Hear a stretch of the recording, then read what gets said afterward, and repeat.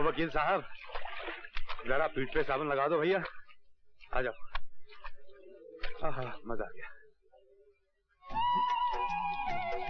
हाँ। अरे अरे क्या कर रहा है? गुदगुदी हो रही है। अबे कंधे के नीचे पीठ पर। हाँ हाँ।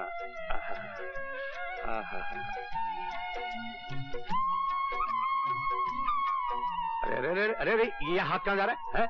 देख मानेगा नहीं तो चड्डी निकालकर पानी में फेंक दूंगा। क्या बोला तू? चड्डी उतारेगा बदमाश? अरे अरे तू यहाँ क्या कर रही है? और इधर हाथ कहाँ जा रहा था? हाँ दिखता नहीं है क्या? पेट पर साबुन लगा रही हूँ। ये पीठ है। तू भाग यहाँ से नहीं तो मैं क्या कर लेगा तू? घाघरा पहना हुआ है, उतार के दिखा। अरे तू तो बड़ी बेशर्म होती जा रही है पार्वती। अब तुझसे क्या शर्म? अब भाग यहाँ से नहीं तो भिगो दूंगा। ए, चलते तवे पर छींटा मत मार पागल, नहीं तो छुट्टी कर दूंगी। अरे रवि, वो तीनों ट्रैक्टर ठीक हो गए क्या? सर वो तो परसों से काम पर लग गए। तो तुमने मुझे बताया क्यों नहीं? मालकिन को राइडिंग सिखलाने में इतना दिमाग न खपाओ कि कुछ याद ही ना रहे। और वो होटल ब्लू स्टार को जो 1000 चूजे भेजने थे, उनका क्या हुआ? वो आज सवेरे ही चले गए सर। सुबह सुबह कहाँ जा रहे हैं? टाउन जा रहा हूँ, आने में देर हो जाएगी। रात के खाने पर इंतजार मत कर। अब क्या आज टाउन जाना जरूरी है? जरूरी नहीं होता तो जाता क्यों? ब्रिगेडियर माथुर के साथ ब्रिज खेलने का वादा है आज। मगर ब्रिज तो आप और किसी दिन भी खेल सकते हैं। ओ कम ऑन रेणुका, किसी नेगिंग वाइफ की तरह बातें मत करो। ओफो, मैं आपको रोक थोड़ी रही हूँ। मैं तो बस ये कह रही थी कि ब्रिज खेलने के लिए आज की तारीख ठीक नहीं है। क्यों, क्या खराबी है आज की तारीख में? मैं शुभ अशुभ की बकवास के चक्कर में नहीं पड़ता। मालकिन शुभ अशुभ की बात नहीं कर रही है सर। वो बकवास मत करो।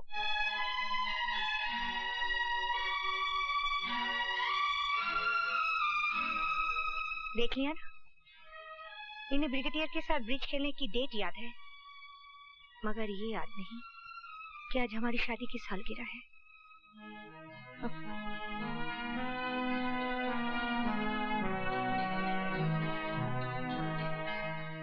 भैया भैया भैया। हाँ क्या है? अच्छा तो आप यहाँ छुपे बैठे हैं और मैं हर जगह खोज आया। पर खोज क्यों रहे हो? मैं जानता था यही होगा। पता है क्या बज रहे हैं? 2। अरे 2 तो रोज ही बजते हैं। और रोज आप नहाते भी हैं और खाना भी खाते हैं मिस्टर रवि यादव। अरे शाबाश, तू तो अंग्रेजी बोलने लगा। अरे जब तू बड़ा होगा ना तो इसी तरह खड़ा होगा कचहरी में काला कोट डांट के और योर ऑनर कह के सभी मुकदमे जीत जाएगा। अखबार में तेरी फोटो छपेगी। अरे वो सबसे अच्छे को क्या कहते हैं? बेस्ट। हाँ बेस्ट वकील। वो तो मैं बन जाऊंगा, मगर आप ये बताइए 2 यही बजा दिए तो अब नहाएंगे कब और खाएंगे कब? अरे नहाने में कितनी देर लगती है वकील साहब? ये गए कोठरी पर, ये लिया साबुन और तौलिया, ये लपके नदी की तरफ और ये लगाई डुबकी। तो वकील साहब जरा पीठ पे साबुन लगा दो भैया। आ जाओ। मजा आ गया। हाँ। अरे अरे क्या कर रहा है? गुदगुदी हो रही है।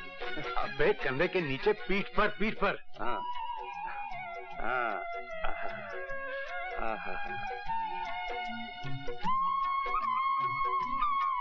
अरे अरे अरे अरे ये हाथ कहाँ जा रहा है? देख मानेगा नहीं तो चड्डी निकालकर पानी में फेंक दूंगा। क्या बोला तू? चड्डी उतारेगा बदमाश? अरे अरे तू यहाँ क्या कर रही है? और इधर हाथ कहाँ जा रहा था? दिखता नहीं है क्या? पेट पर साबुन लगा रही हूँ। ये पीठ है। तू भाग यहाँ से नहीं तो मैं क्या कर लेगा तू? घाघरा पहना हुआ है, उतार के दिखा। अरे तू तो बड़ी बेशर्म होती जा रही है पार्वती। अब तुझसे क्या शर्म? अब भाग यहाँ से नहीं तो भिगो दूंगा।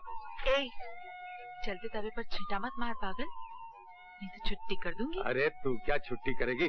डुबो दूंगा नदी में। असल में तेरा नाम गलत रखा गया है। मेरा नाम पार्वती है, तुझे शंकर होना चाहिए था। छी। अपने छिछोरे मुंह से देवी देवताओं के नाम मत ले, बेशर्म। अरे इसमें बेशर्मी की क्या बात? आखिर तुझे एक दिन मेरा पति तो होना ही है। पति और पत्नी में क्या शर्म? देख पार्वती, मेरा कहा मान, तू बहुत अच्छी लड़की है, मेरे चक्कर में मत पड़। मेरी जिंदगी में रोहन के अलावा किसी और के लिए जगह नहीं है। तू रामदास है ना, उससे उसका नाम लिया, उस बेअक्ल से शादी करूंगी क्या? मैं तो इसलिए कह रहा था क्योंकि रामदास देखा वाला है। देख रवि, उसका नाम मत ले। मगर वो कुत्ता आगे मेरी बहन को खा चुका है। मगर मैं उसकी बात फिर से निकाली तो तेरी छुट्टी कर दोगी। छुट्टी।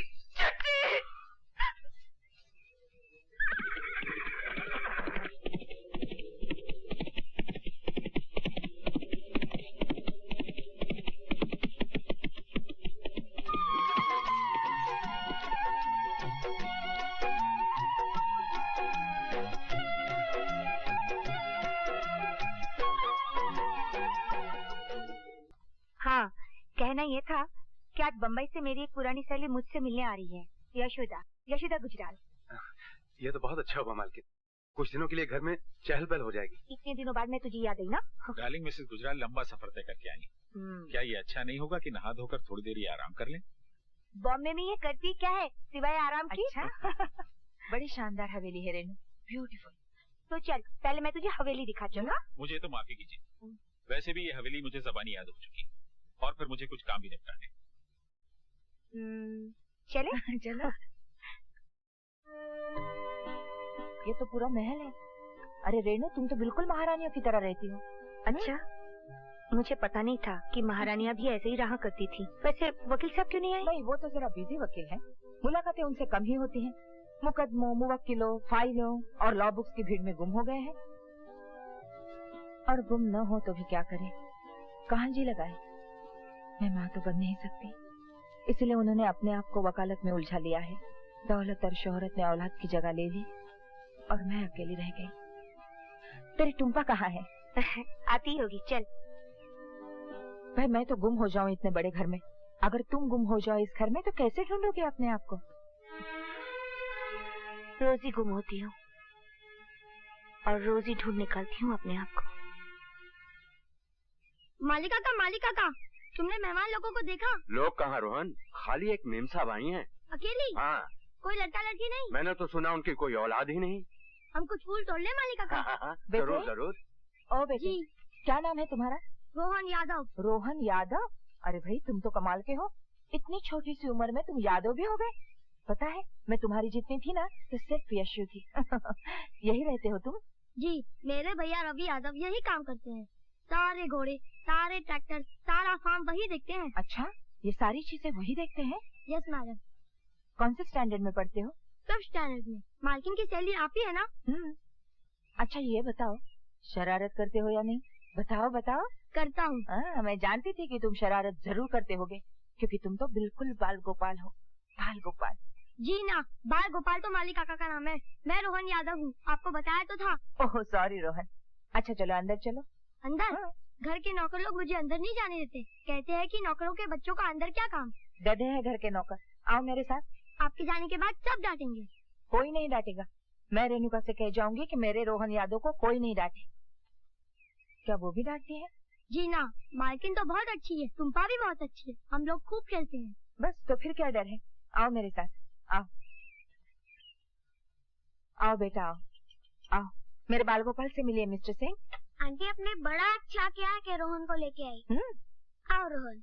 अरे तुम्हारी पायल तो ग्रामोफोन से भी अच्छी बजती है टुम्पा। चलो ना रोहन। हाँ हाँ जाओ खेलो जाओ।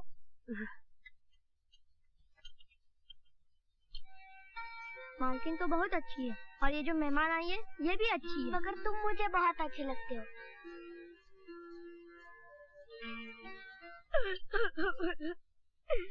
मम्मी मेरी पायल खो गई।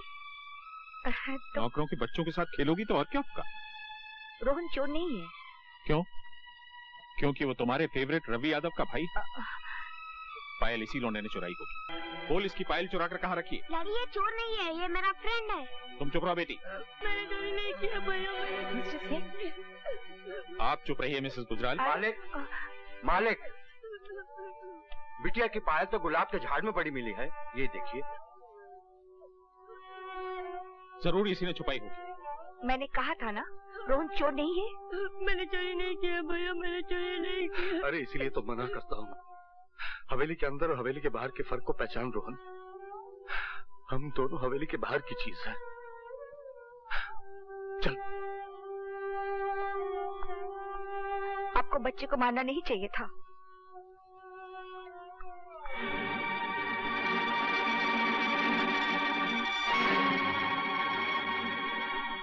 रो मत रोहन, रोकर अपने आंसू और अपने भाई का अपमान मत कर।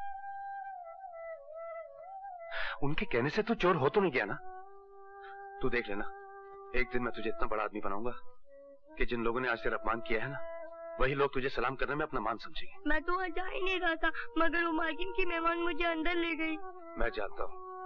मालकिन की मेहमान कितनी अच्छी है ना, वो मुझे बाल गोपाल पुकारती है। बाल गोपाल तो तू है ही। इनका बम्बई हमारे जगदीशपुर से कितना बड़ा होगा ना। बहुत। मुझे वहाँ ले चलोगे ना भैया? वहाँ समुद्र भी है ना? हाँ। समुद्र कैसा होता है? मैंने देखा तो नहीं है, लेकिन मालकिन कहती है जहाँ तक देखो बस पानी पानी दिखाई देता है। मुझे ले चलो ना भैया।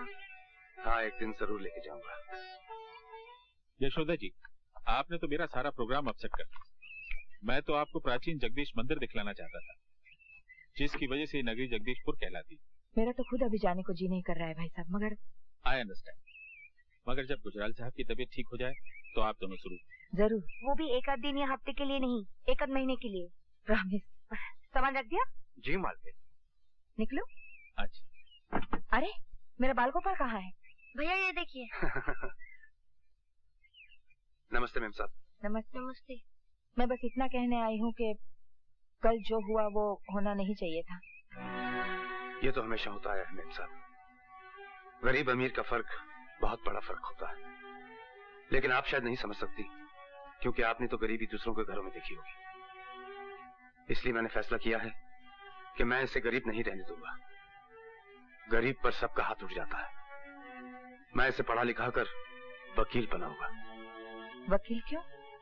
क्योंकि कत्ल किसी और ने किया था और फांसी मेरे पिता को मिली थी, सिर्फ इसलिए कि उनके पास अच्छा वकील करने की ताकत नहीं थी। भगवान ने चाहा तो ये बाल गोपाल जरूर एक दिन बहुत बड़ा वकील बनेगा। मुझे भूल मत जाना, और अगर मैं ना आ पाऊँ तो मुझसे मिलने बम्बई जरूर आना। आओगे ना? जी। नमस्ते। नमस्ते। यशोदा के जाने के बाद फिर से अकेली हो गई ना। जब तक वो यहाँ नहीं आई थी तब तो मैंने अपने आप को समझा लिया था कि यही अकेलापन ही जिंदगी है, मगर उसकी आंखें चले जाने ने सब कुछ उथल पटल कर दिया। तुम इतने चुप क्यों हो? जी नहीं सुन रहा हूँ मालकिन। सुनते तो तुम पहले भी थे, मगर इतने चुप नहीं लगते थे। क्या बात है? कोई कोई कोई कोई बात नहीं। अरे बातों बातों में हम लोग कितने आगे निकल आए। चलो वापस चलते हैं। नहीं मालकिन। ये क्या बदतमीजी है? मैं आपका हरण करूंगा। मैं आपको किडनैप करूंगा। क्या आप बकवास कर रहे हो? घबराइए नहीं मालकिन, मैं आपको कोई नुकसान नहीं पहुंचने दूंगा। मैंने आपका नमक खाया ना, जरूरत पड़ी तो आपके लिए जान भी दे सकता हूँ। है क्या मालकिन कि मैं अपनी कमाई से रोहन के लिए कोई भविष्य नहीं खरीद सकता। मालिक के पास ढेर सारे रुपए हैं, मैं उनसे आपकी आजादी का दाम लेकर आपको छोड़ दूंगा और वो रुपए लेकर बंबई चला जाऊंगा। वहां रोहन को खूब पढ़ाऊंगा लिखाऊंगा, बड़ा आदमी बनाऊंगा, ताकि फिर से उसे कोई चोर ना कह सके।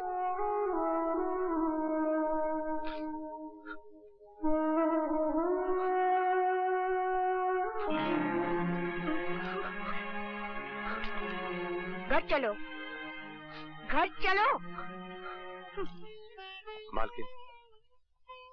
क्या बात है रवि? आज्ञा लेने आया हूँ मालकिन। काहे की आज्ञा? यहाँ से जाने की आज्ञा मालकिन। कहाँ जाओगे? पता नहीं। क्यों जाओगे? आप पर चाकू निकालने के बाद मैं यहाँ कैसे रह सकता हूँ मालकिन? पागल हो तुम तो। अरे रवि, जो मैं तुम्हारा दर्द ना समझती होती तो आती मालिक से तुम्हारी शिकायत ना करती, तुम्हें पुलिस के हवाले ना कर देती। जाओ, जाके अपना काम करो। जाओ। जी। पागल कहीं का।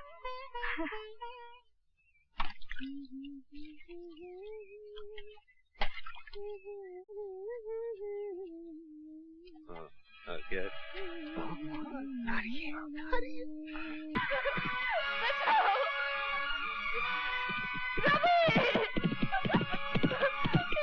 को मार रवि, खत्म कर दे शराबी को, अच्छी कर दे इसकी।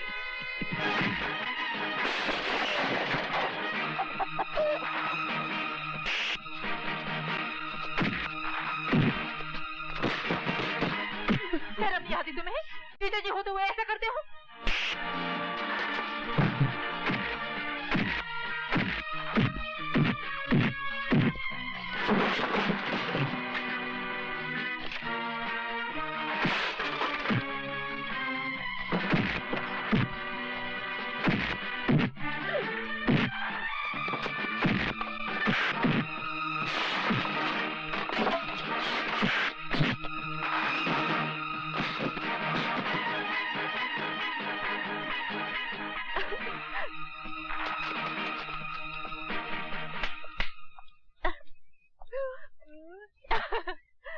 खिड़की दरवाजे बंद करके नहाना सीख। सिखला दे। बेशर्म कहीं। रवि, आज मैंने तुम्हारे बारे में एक फैसला किया है। क्या फैसला किया मेरा? कल से मैं तुम्हें पढ़ाना शुरू करूंगी। मैं पढ़ के क्या करूंगा? पढ़ाई हमेशा काम आती है पागल आदमी।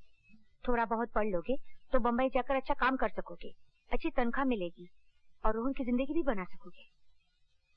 रोहन के लिए तो मैं कुछ भी कर सकता हूँ, पढ़ भी सकता हूँ। आप कल ही से मुझे पढ़ाना शुरू कर दीजिए। तुम सचमुच पागल हो। फिर भूलोगे? नहीं, फिर नहीं भूलूंगा। अच्छा, फिर से सुनाओ। BAT बैट, बैट माने बैट। CAT कैट, कैट माने बिल्ली। राइट। RAT रैट, रैट माने चूहा। That's right. क्या हो रहा है ये? अरे, मैं रवि को पढ़ा रही थी, मगर आप इतनी जल्दी कैसे आ गए? क्यों, मेरा आना बुरा लगा? बात करना सीखिए सिंह साहब। तुम जाओ यहाँ से। जी। मेरे घर में ये सब नहीं होगा। क्या सब नहीं होगा? क्या हो रहा था यहाँ? Shut up! चिल्लाइए मत। मैं तो आपको एक सरप्राइज देना चाहती थी। सोच रही थी रवि को इंग्लिश बोलते सुनकर आप खुश हो जाएंगे। मैं भी दिन भर अकेली पढ़ी पढ़ी करूँ भी तो क्या? वो पढ़ लिख जाएगा तो उसे कोई अच्छा काम मिल जाएगा, उसकी कमाई बढ़ जाएगी और वो रोहन को एक सलीके की जिंदगी दे पाएगा। नौकरों को अपने इतने पास आ जाने देना कोई अच्छी बात नहीं है रवि। इन छोटी बस्तियों में रहने वालों की जबानें बहुत बड़ी होती हैं। आपकी जबान भी कोई छोटी नहीं है।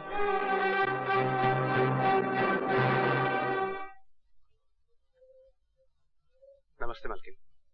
रवि, क्या तुम कभी अपने आप से बातें करते हो? दिन में ख्वाब देखने का क्या फायदा मालकिन? लेकिन बात क्या है?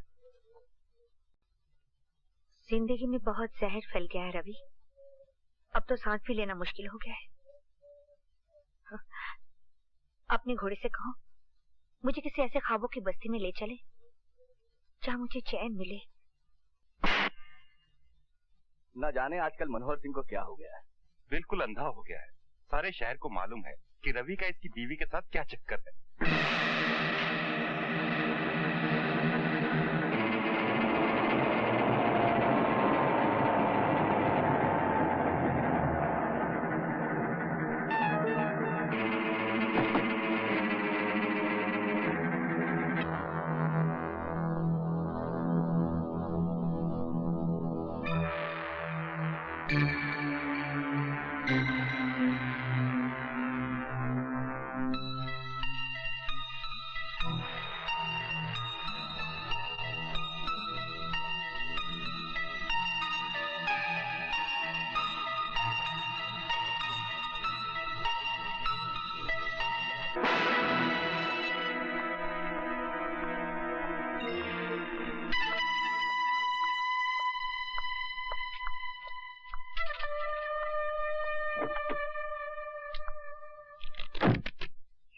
रवि, तू मुझे मेले में लेके जाएगा?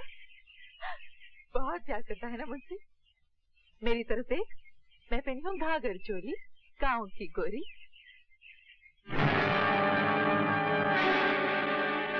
तुम? हाँ मैं। अरे मैं तुझे मेले में ले जाऊंगा, और उससे पहले मैं तेरी जवानी का मेला देखूंगा। मेरे पास नहीं आना, वरना तेरी छुट्टी कर दूंगी। रवि! रवि!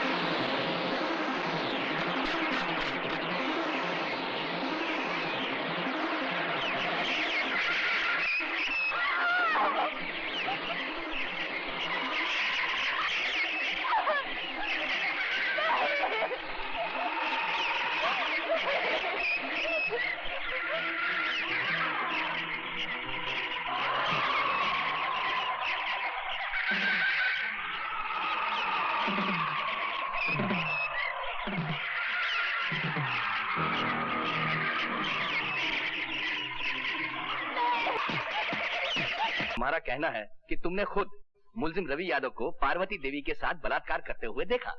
जी सरकार, वो बेचारी गिड़गड़ाती रही, हाथ जोड़ती रही, लेकिन ये मुलजिम उसकी एक नहीं सुना।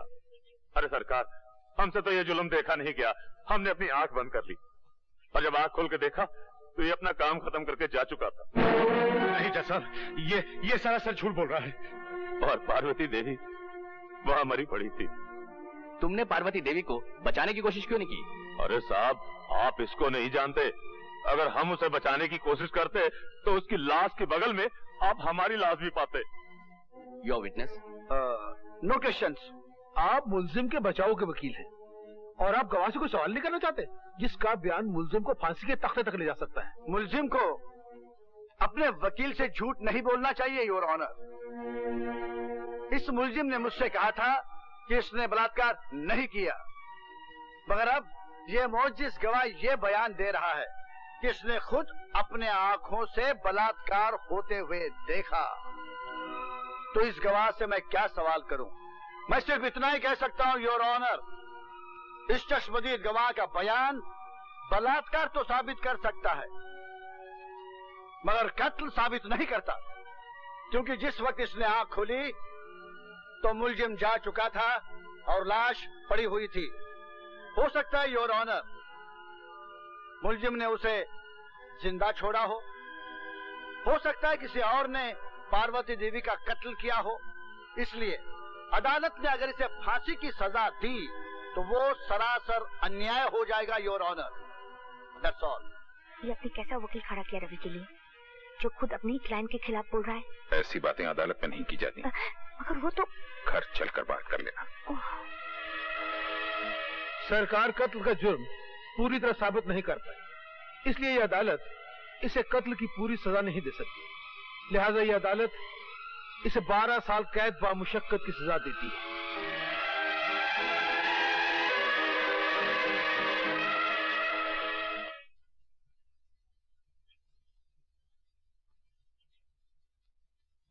मालकिन,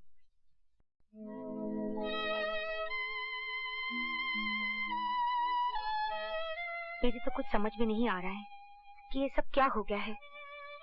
मुझे ऐसा लगता है जैसे मैं ही तुम्हारी दोषी हूँ। ये आप क्या कह रही हैं मालकिन? हाँ, मैंने तुम्हारे मालिक से 1000 बार कहा कि रवि निर्दोष है, कोई अच्छा सा वकील करो, मगर वो... ये दोष निर्दोष का चक्कर ही नहीं है मालकिन, तो वकील क्या कर लेता? ये तो नसीब का चक्कर है मालकिन। आप भी बेबस हो गई और मालिक भी। आप तो चाहती थी कि मैं पढ़ लिख कर अच्छा आदमी बनूं, मगर नहीं। बनता भी कैसे? ये जेल जो लिखी थी नसीब में, ये धारीदार कपड़े जो लिखे थे। पर अब बिल्कुल चिंता मत करना मालकिन, ये सजा तो मैं काट ही लूंगा। मुझे चिंता है तो सिर्फ रोहन की। वो वहां बिल्कुल अकेला रह गया ना मालकिन। अकेला क्यों हो गया होगा? मैं नहीं हूँ क्या? मैं उसकी देखभाल करूंगी। उसका भविष्य मेरे पास तुम्हारी अमानत है रवि, तुम इसकी बिल्कुल चिंता ना करो। अगली बार जब मैं तुमसे मिलने आऊंगी तो उसका पक्का बंदोबस्त करके आऊंगी। अगर ऐसा हो गया ना मालकिन, तो मुझे जिंदगी से कोई शिकायत नहीं रहेगी, क्योंकि आज तक मैंने जिंदगी से अपने लिए कुछ मांगा ही नहीं। जो कुछ मांगा रोहन के लिए मांगा, और जो कुछ मांगूंगा रोहन के लिए मांगूंगा।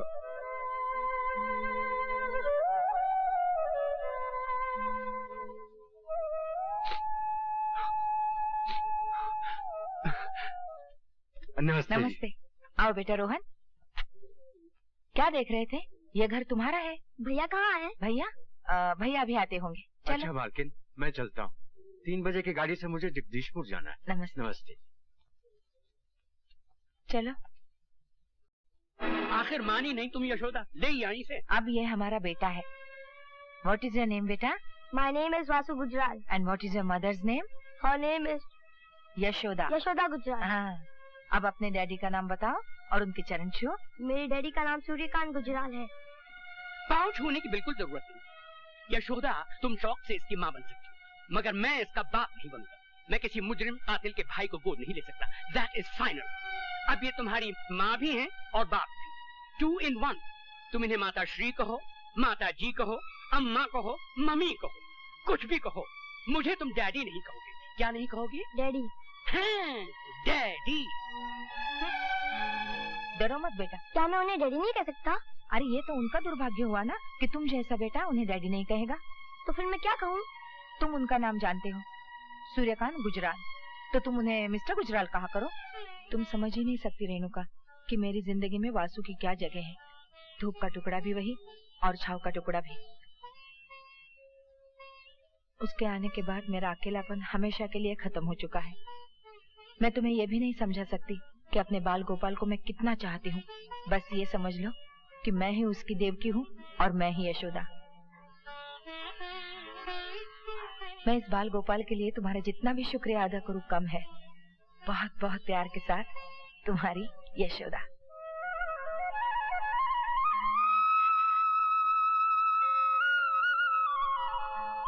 रवि, ये जानकर तुम कितने खुश होगे कि रोहन अपनी जिंदगी की कामयाबी की तरफ तेजी से बढ़ रहा है।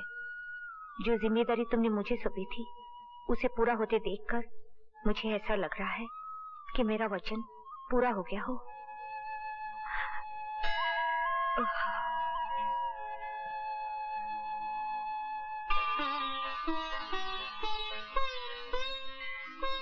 भगवान, आज वासु का रिजल्ट निकलने वाला है, उसको कामयाबी दो।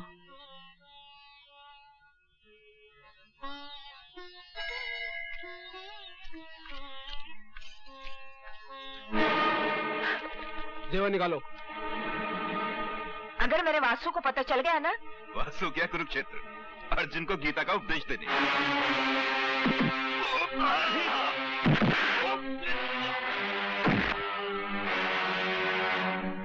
कुरुक्षेत्र से तो मैं वापस आ गया हूँ और मेरे होते हुए मेरी माँ को कोई हाथ नहीं लगा सकता।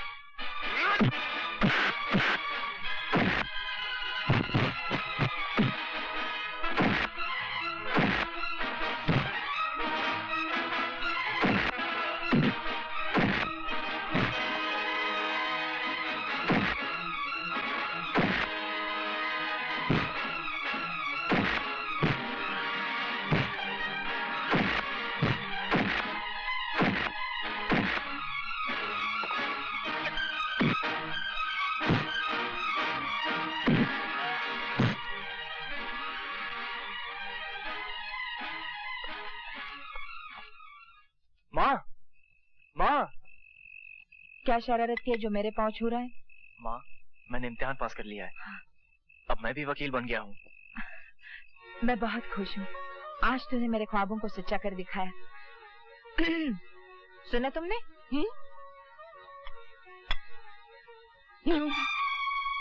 वकील साहब, आज तो मैं आपको पिताजी कह सकता हूँ ना? ना, गलती से पास हो गया होगा। पूछो इससे कि कॉलेज में रैंक क्या था इसका। नो। नो, तुम्हें बेवकूफ बना रहा है। नो नो, ये पूछो कि स्टूडेंट्स कितने थे। नो नो मतलब ये कि आखिरी नंबर। यस। रैंक 9 हुआ तो क्या हुआ, पास तो हुआ है। तुमने भी अपनी गाड़ी का नंबर 9 लिया है, टेलीफोन का नंबर 9 चुना है, बंगला खरीदा है वो भी 9 नंबर का। मुझे ये 9 नंबर बहुत पसंद है क्योंकि ये शुभ नंबर है। शुभ नंबर है मगर मेरे लिए, इसके लिए नहीं।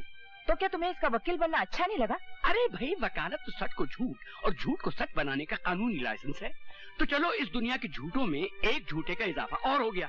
वकील तो ये बन सकता है मगर हम जैसा सच्चा, खरा और कामयाब वकील कभी नहीं बन सकता। मैंने तुम्हें पहले ही कहा था जब तुम इसे घर लाई थी, और आज भी कह रहा हूँ कि पीतल पर सोने का पानी चढ़ाने से पीतल सोना नहीं बन जाता। तो इसका मतलब है इतने साल गुजर जाने के बाद भी तुम इसे बेटा स्वीकार नहीं करोगे? बिल्कुल नहीं। यशोदा जी ने कृष्ण जी को गोद लिया था तो ये अपने आप को वासुदेव समझ बैठा है। अगर ये वासुदेव है तो मैं भी भीष्म हूँ और अपनी प्रतिज्ञा का पालन करता हूँ कि मुझे मेरे निश्चय से कोई बदल नहीं सकता। तो आप भी मेरा निश्चय सुन लीजिए वकील साहब। एक दिन आएगा और जरूर आएगा जिसमें आप मुझे बेटा कह के बुलाएंगे, और वो दिन मेरी जिंदगी का सबसे शुभ दिन होगा। वकील साहब, आपने कहा कि पीतल सोना नहीं बन सकता। नहीं बन सकता, ये सच है, मगर एक पौधा बड़ा दरख्त तो बन सकता है जिससे यशोदा माँ के प्यार ने सींचा हो। वकील साहब, मैं तो एक अनाथ था जिससे आपने आसरा दिया। आसरा तो कई देते हैं, लेकिन आपकी कड़वी बातें मेरा हौसला बढ़ाती गई। मैं आपका आभारी हूँ और हमेशा रहूंगा। बाय माँ। आप खुशी के समय भी कड़वी कड़वी बातें करने से बाज नहीं आते? अरे, उसकी छोटी सी कामयाबी पे तुम इतनी खुश दिख रही हो और मेरी किसी भी कामयाबी पे तुमने इतनी खुशी नहीं दिखाई। हाँ, औरत को बेटे की कामयाबी पति की कामयाबी से हमेशा बड़ी लगती है।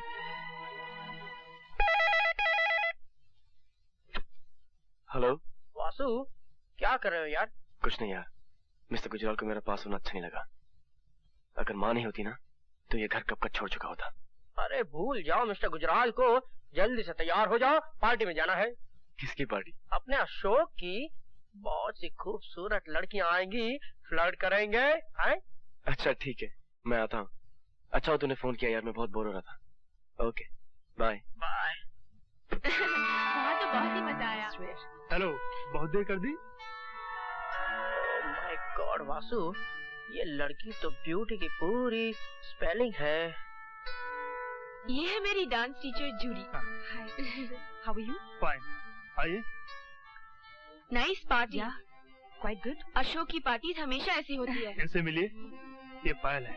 हाय, ये है जूडी मार्टिन, मेरी फ्रेंड और डांस टीचर।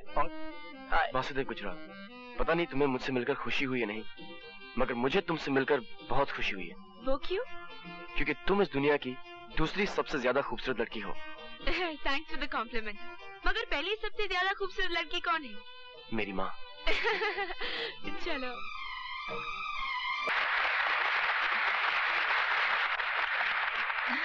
तुमने तो कमाल कर दिया पायल। भाई साहब जरा संभल के चलिए। अरे मैं तो देखकर ही चल रहा। ये क्या बदतमीजी है यार?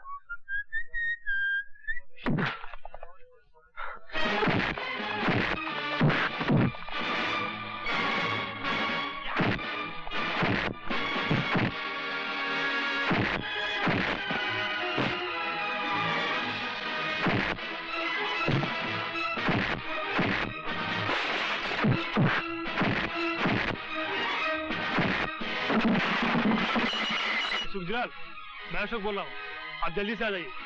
वासु ने पार्टी का सत्यानाश कर रखा है।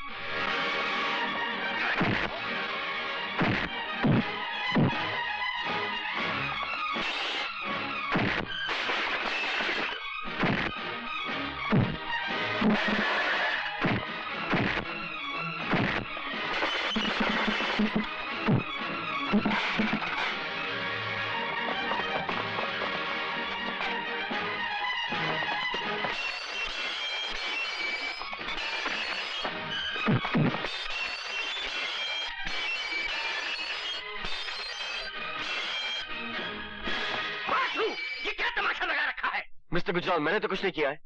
शुरू इन्होंने किया था, लेकिन खत्म मैंने किया है। क्या क्या किया है आपके बाल गोपाल ने, ये पूछिए मुझसे। तुम तो हमेशा उसके पीछे हाथ धो के पड़े रहते हो। पार्टी का सत्यानाश कर दिया उसने, और बर्तन तोड़ने में तो दुनिया में उसका कोई मुकाबला नहीं कर सकता। ही इज अ वर्ल्ड चैंपियन। क्या शटाशट प्लेटें फेंकी हैं। होटल का बिल कम से कम 15 या 20 हजार का होगा। जी नहीं मिस्टर गुजराल, 8,624 रुपए 80 पैसे का बिल था, वो मैंने एक दोस्त से उधार लेकर अदा कर दिया। Thank you very much. मगर वासु? माँ, बर्दाश्त की भी हद होती है। मैं जान सकता हूँ कि आप क्या बर्दाश्त कर रहे हैं? सॉरी मिस्टर गुजराल, मगर इस वक्त मैं अपनी माँ से बात कर रहा हूँ। देखा आपने, सुना? वासु, मुझे यकीन है जो कुछ भी तुमने किया वो मजबूर होकर ही किया होगा। Thank you mummy, thank you very much. मगर अब मैं मिस्टर गुजराल के साथ नहीं रह सकता। पागल मत बनो। अरे इनकी बातों का बुरा क्या मानना, इन्हें तो काट खाने का शौक है। नहीं माँ, अब मैं आपकी जिंदगी में इल्जाम बनकर जीना नहीं चाहता। अब आप मुझे अपने पांव पर खड़े होने की इजाजत दे दीजिए। मिसेस गुजराल, ये जो मांग रहा है दे दीजिए ना इसे। ये अपने पांव पे खड़ा होना चाहता तो खड़ा होने दीजिए। ऐसी बातें करते हो तुम? माँ, मिस्टर गुजराल ठीक कह रहे हैं। क्या तू मुझे छोड़कर चला जाएगा? तुम ये कैसी बातें कर रही हो माँ? मैं तो तुम्हारी ममता की परछाई हूँ। तुमसे अलग तो मेरा कोई वजूद ही नहीं। तुम मुझे जब भी पुकारोगी अपने पास पाओगी।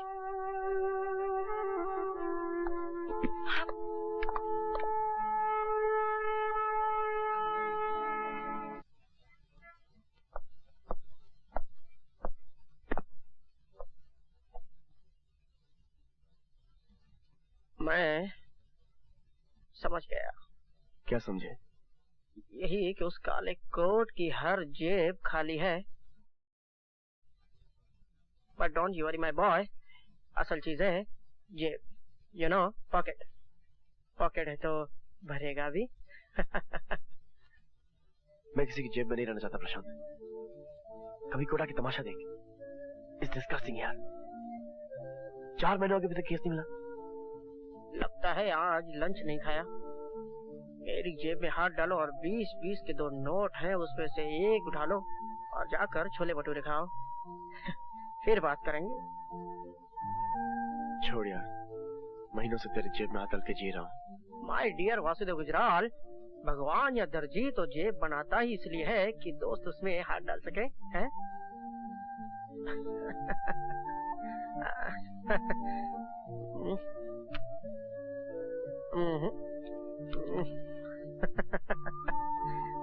चलता हूँ। जिस तरह से आज तुमने लंच नहीं खाया, उसी तरह आज मैं डिनर नहीं खाऊंगा। एक कॉफी और हो जाए, क्योंकि वो बात जिसका सारे फसाने में जिक्र नहीं अभी तक खत्म नहीं हुई। कॉफी दो।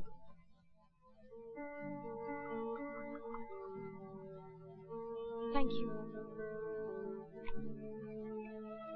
बस तुमने मेरी कहानी तो पूरी सुन ली है। अब मैं तुम्हें एक अदद फुटनोट सुनाता हूँ। फुटनोट यह है कि आम आदमी के खून की तरह मेरा खून भी लाल ही है, ब्लू नहीं। Don't talk rubbish. मैं तो खानदान वानदान और बैकग्राउंड के चक्कर में पड़ती ही नहीं। असल चीज तो आदमी है, द इंडिविजुअल। मैं गंगा जमुना बैकग्राउंड वाले बहुत से लिटरों को जानती हूँ। उनके ब्लू ब्लड से इतनी बदबू आती है कि तुम मिनट भर उनके पास ठहर नहीं सकते। यानी आई हैव अ चांस? यानी you have more than a chance. You are a fighter यार। और मैं अभी अपनी स्टेटमेंट पर एक किस किसी लगाने को भी तैयार हूँ। किस को तो अभी टाली जाओ, क्योंकि मुझे अभी एक किस से ज्यादा एक केस की जरूरत है। केस? तुम मेरे किस पर एक केस को प्रेफरेंस दोगे? वो किस तो मेरा हो ही चुका है, राइट? मगर अभी मैंने उस किस पर अपना हक कहाँ साबित किया है? ये तो साबित कर लेने दो कि मैं एक फाइटर हूँ, और ये साबित करने के लिए मुझे एक ऐसा केस चाहिए जो मेरी वकालत को अपने पैरों पर खड़ा कर सके। पैरों पर खड़ा कर सके? I got it. Got it? Got what? I mean पैर। एक case. Case of the missing feet. Hi everybody. Grandpa. ये है मेरे दोस्त वासुदेव गुजराल। नमस्ते। ये बोल नहीं सकते, और ये है मम्मी। ये देख नहीं सकती, और ये है। इन्हें तो मैं पहचानता हूँ। ये है तुम्हारी डांस टीचर जूडी। हाय जूडी। याद है पहली बार जूडी ने कहा था that we are made for each other? और जूडी जैसे ही तुमने कहा था मैं तड़ से मान गया।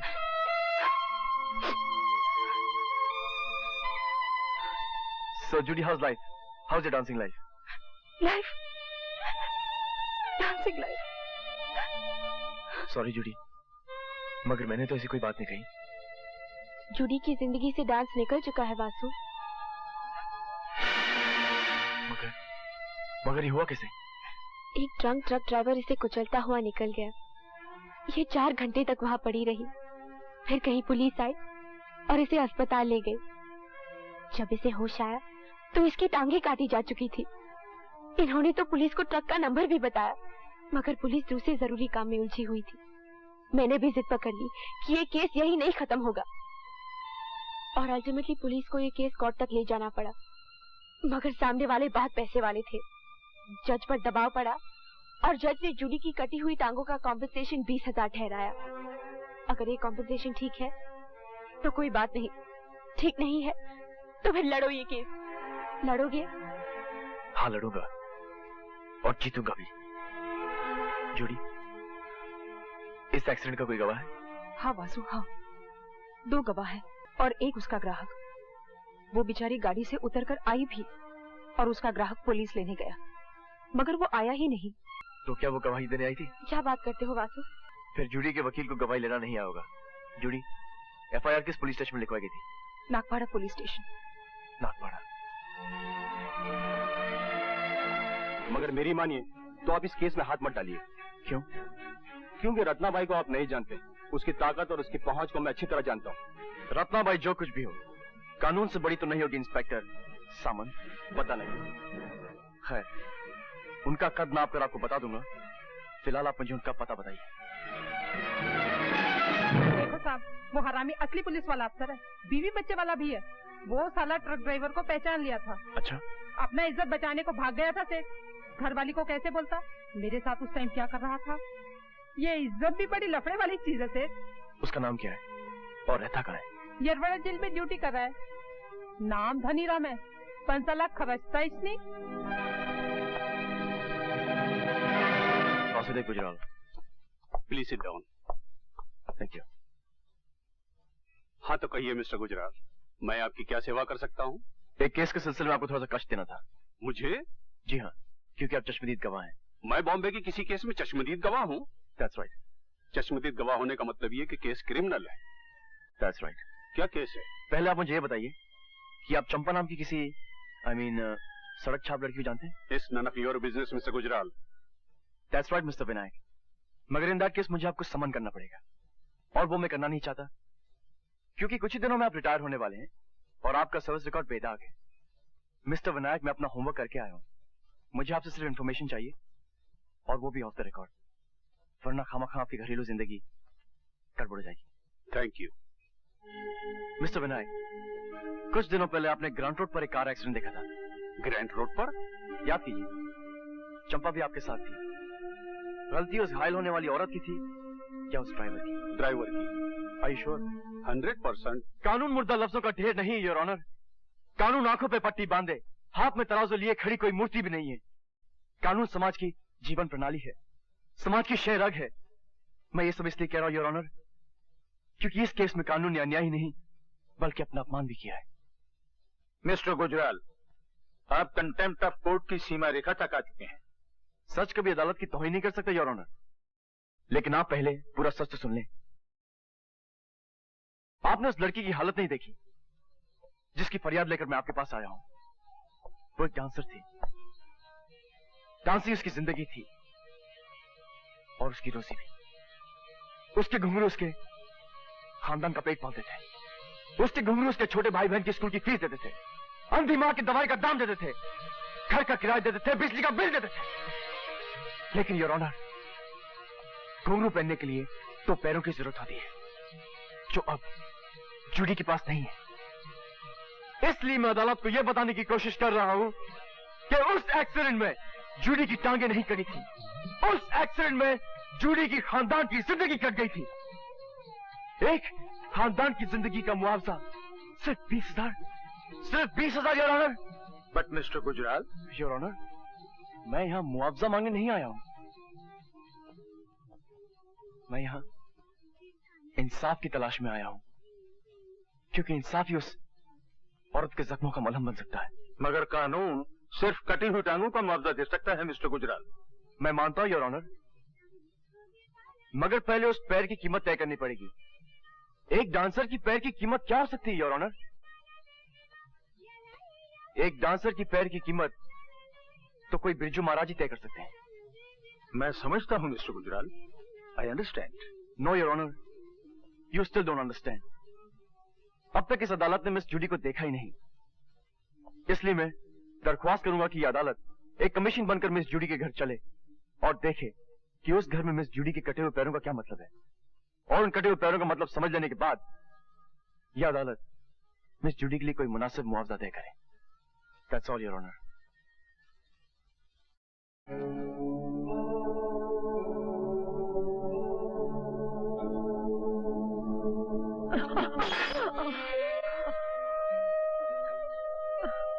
ये तुमने क्या किया मम्मा? दवा तो बह गई। इसमें तो अभी 2 दिन की दवा थी बेटी। अरे मैं कहती हूँ छोड़ मेरी आंखों को, मैं तो इस डर से मरती भी नहीं कि मेरे बरियल का खर्चा कहाँ से आएगा। 7 रुपए 80 पैसा फेंकने की कोई जरूरत नहीं, मैं तो अंधी ही ठीक हूँ। यस मम्मा, तुम अंधी ठीक हो, मैं लंगड़ी ठीक हूँ, और ग्रैंडपा गूंगे ठीक है, मगर टोनी, जॉनी और लीजा के लिए क्या ठीक रहेगा? वैसे इसको हुसैन तीनों का नाम कर चुका है। खैर, टोनी और जॉनी किस्सा विसा काट के जी लेंगे, मगर लीजा क्या करेगी मम्मा, क्या करेगी? अब अंदर चलें your honour. By God mister Gujral, ये जिंदगी तो कोई 10 मिनट भी नहीं जी सकता। You're wrong, योर ऑनर, ये जिंदगी तो ये लोग जिंदगी भर जिएंगे। चलिए। And you? मैं बाद में आऊंगा।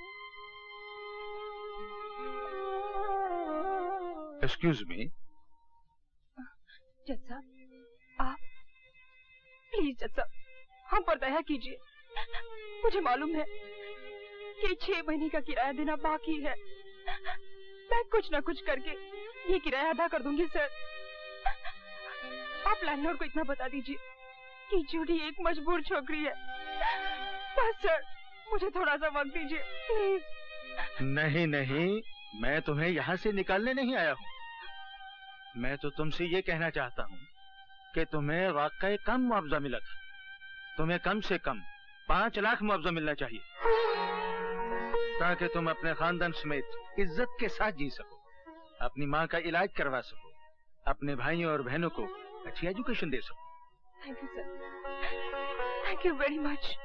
मेरा शुक्रिया मत अदा करो जूडी, अपने वकील मिस्टर वासुदेव गुजराल का शुक्रिया अदा करो जो मुझे यहाँ लाए। Thank you mister Gujral. Thank you sir. मेरे ख्याल में तो 5 लाख ठीक रहेगा mister Gujral. Yes sir. Okay. Thank you, thank you. वो 2 टके का वकील कौन, जिसने हम पर 5 लाख रुपए का जुर्माना ठुकवा दिया? कोई नया छोकरा है सरकार। तो खरीद क्यों नहीं लिया उसको? तब किसको पता था सरकार कि वो इस केस का गड़ा मुर्दा उखाड़ कर जूडी को 5 लाख रुपए कॉम्पेंसेशन दिलवाएगा। और सुना है कि वो छोकरा बिकाऊ भी नहीं है। बिकाऊ नहीं है तो खर्च कर दो साले को। एक ससुरी नाचने वाली की टांगों के लिए 5 लाख। मुबारक हो रवि यादव, आज फिर 212 से तुम रवि यादव हो रहे हो। तुम्हें तुम्हारी पहचान वापस मिल रही है। 12 बरस के बाद रवि यादव का नाम सुना है साहब। कुछ दिन तो लगेंगे ये समझने में कि ये नाम मेरा ही है, लेकिन कम से कम दिन लगाना। जल्द से जल्द ये भुलाने की कोशिश करना रवि यादव कि 12 साल तक तुम सिर्फ 212 रहे। अब तुम्हारा क्या इरादा है? अपने रोहन को खोजना है साहब। आप तो जानते हैं उसके सिवा मेरा कोई है ही नहीं। आपने भी तो उसका पता लगाने की कितनी कोशिश की थी। हाँ, न तुम्हारी मालकिन का पता लगा और न ही तुम्हारे भाई का। मगर हैरानी की बात यह है कि इस तरह 2 जीते जागते लोग लापता कैसे हो गए? अब तो मैं रवि यादव बन चुका हूँ ना साहब, मैं ढूंढ लूंगा उनको। Oh Vasu, you are really great. Judy और उसकी फैमिली को तो तुमने दूसरी जिंदगी दी है, and for that I must thank you. खाली शुक्रिया से काम नहीं चलेगा। अरे भाई, शुक्रिया की गिफ्ट रैपिंग तो की नहीं जा सकती। की जा सकती है। वो कैसे? फोटो पे पेस्ट कर दो। ओह कम ऑन यार। मैं जाता तो तुम जरूर घपला करोगी। पर मैंने वादा क्या किया था? तुमने कहा था मेरा मुंह चूमने को जी चाहता है। मैंने कहा था कि केस दो तो मैं केस दूंगा। अब क्योंकि मैं वो केस जीत चुका हूँ, इसलिए मैं अब किस दूंगा नहीं बल्कि किस लूंगा। अंडरस्टैंड? अरे किस कोई चेंज थोड़ी है कि आदमी जेब में हाथ डाले और निकाल कर दे दे। और मैं क्या पागल हूँ कि किस लेने देने की बात करूंगी? आपने ख्वाब देखा होगा मिस्टर वासुदेव गुजराल, और आप तो अच्छे खासे लॉयर है, सबूत और गवाह की बात हमेशा करते रहते हैं। और आपके पास इस बात का कोई सबूत है कि मैंने ऐसा वादा किया था? कोई आई विटनेस है? विटनेस तो है योर ऑनर, मगर गूंगे हैं, बोल नहीं सकते। एक्चुअली 4 विटनेस है, 4। और चारों के चारों गूंगे हैं। कौन है वो? मेरे और आपके कान, जिन्होंने 21 वाली बात सुनी थी। मैं इन गवाहों को नहीं मानती। ये धोखेबाज, यू चीट।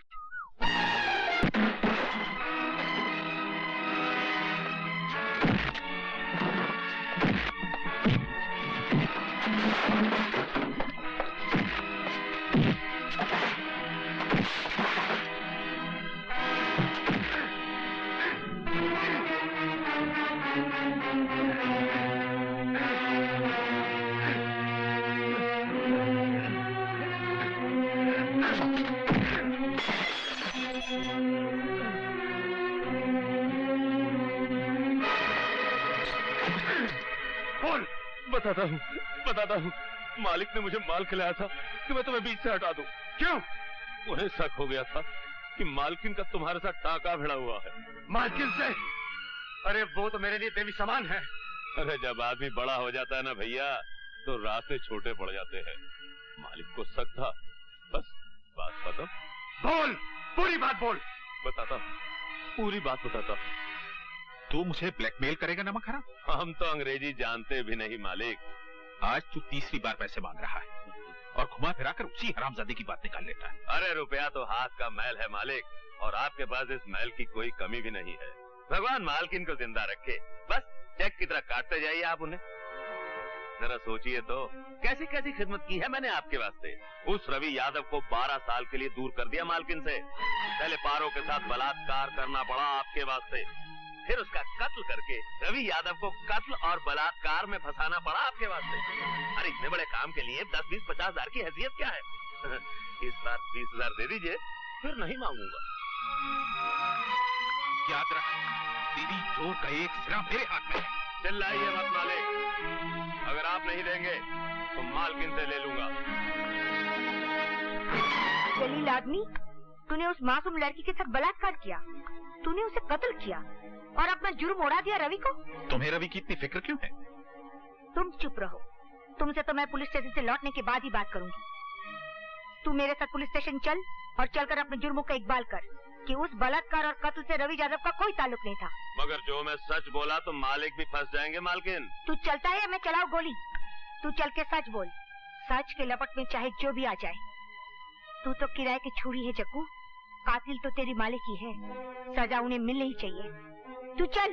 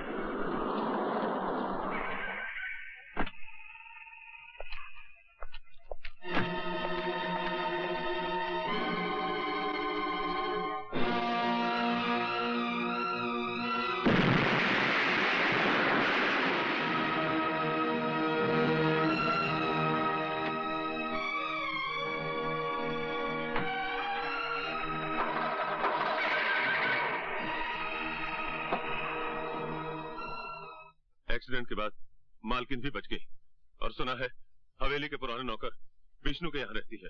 और मनोहर सिंह? वो अपनी बेटी को लेकर बंबई चला गया पुलिस के डर से। आइए।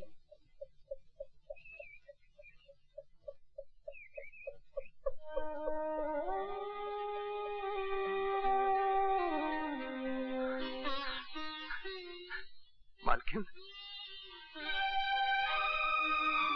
मालकिन, आपको जिंदा देखकर मैं खुशी से पागल हो रहा हूं। मालकिन, मालकिन याद कीजिए, मैं रवि हूं, रवि यादव। अभी जेल से छूट के आया हूं।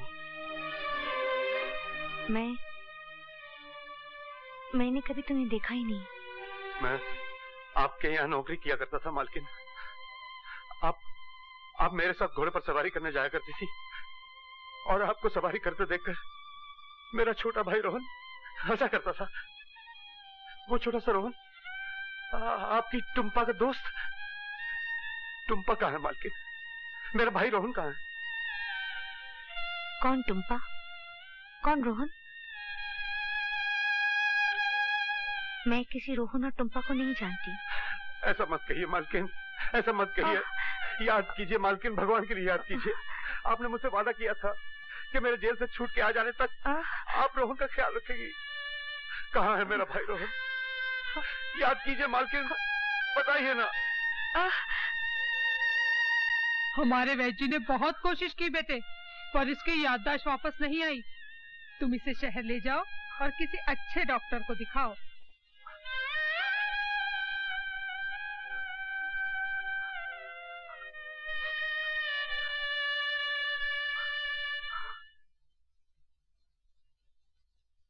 घबराइए नहीं, ये अच्छे हो जाएंगी। हाँ, इन्हें थोड़ा वक्त लगेगा। आपको इन्हें इनकी याददाश्त की तरफ रुझान करवाना होगा। जैसे इन्हें खाने में क्या अच्छा लगता है, कोई हॉबी, कोई शौक। कुछ दिनों बाद आप इन्हें फिर से मेरे पास लेकर आइए, तब मैं ये तय करूंगा कि इनका ट्रीटमेंट किस एंगल से शुरू किया जाए। और कुछ? जी वो मतलब 200 रुपीज। जी।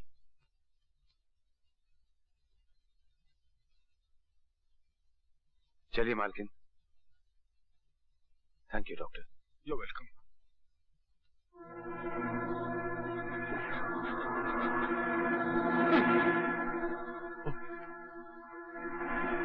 जोसेफ, ये बैग रखना, मेरे पीछे पुलिस लगी हुई है।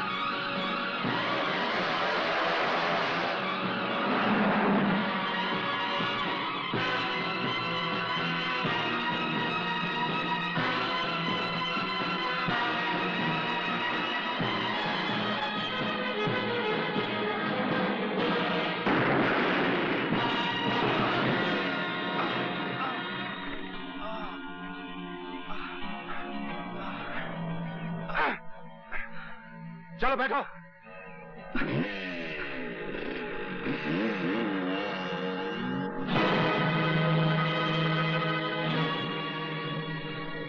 चलो उतरो।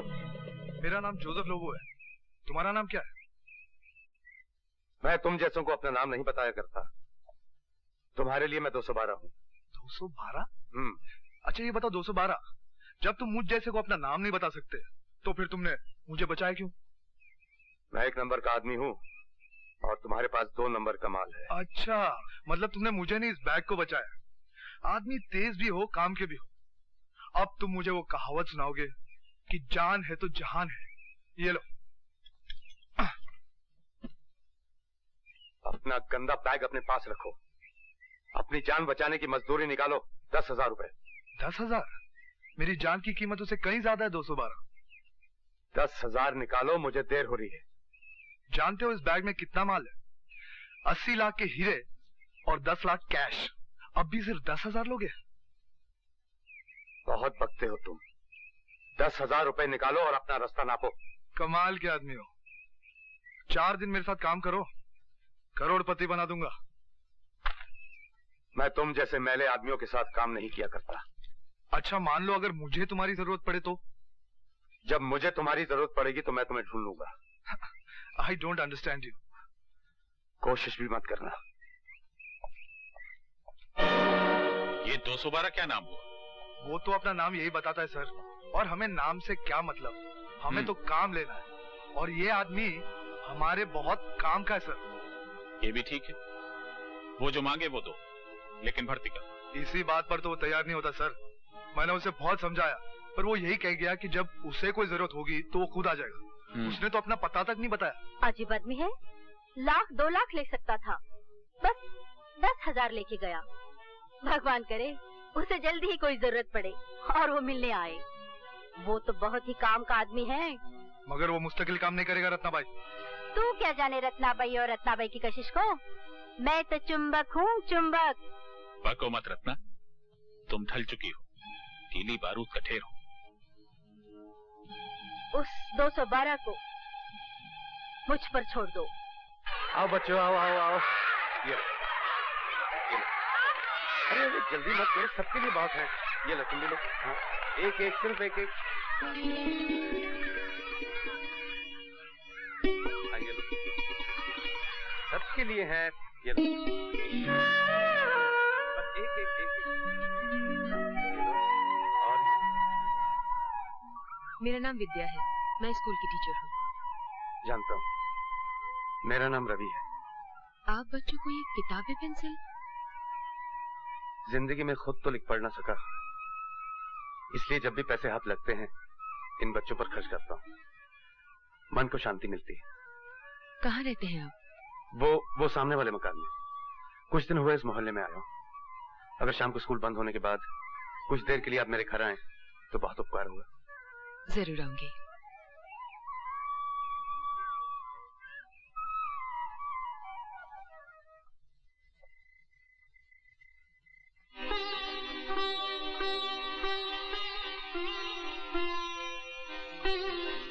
अरे मालकिन, आपने अभी तक खाना नहीं खाया? आप सो रही थी इसलिए मैं इसे ढक के चला गया। मैंने ढका हुआ खाना देख लिया था। तो फिर खाया क्यों नहीं?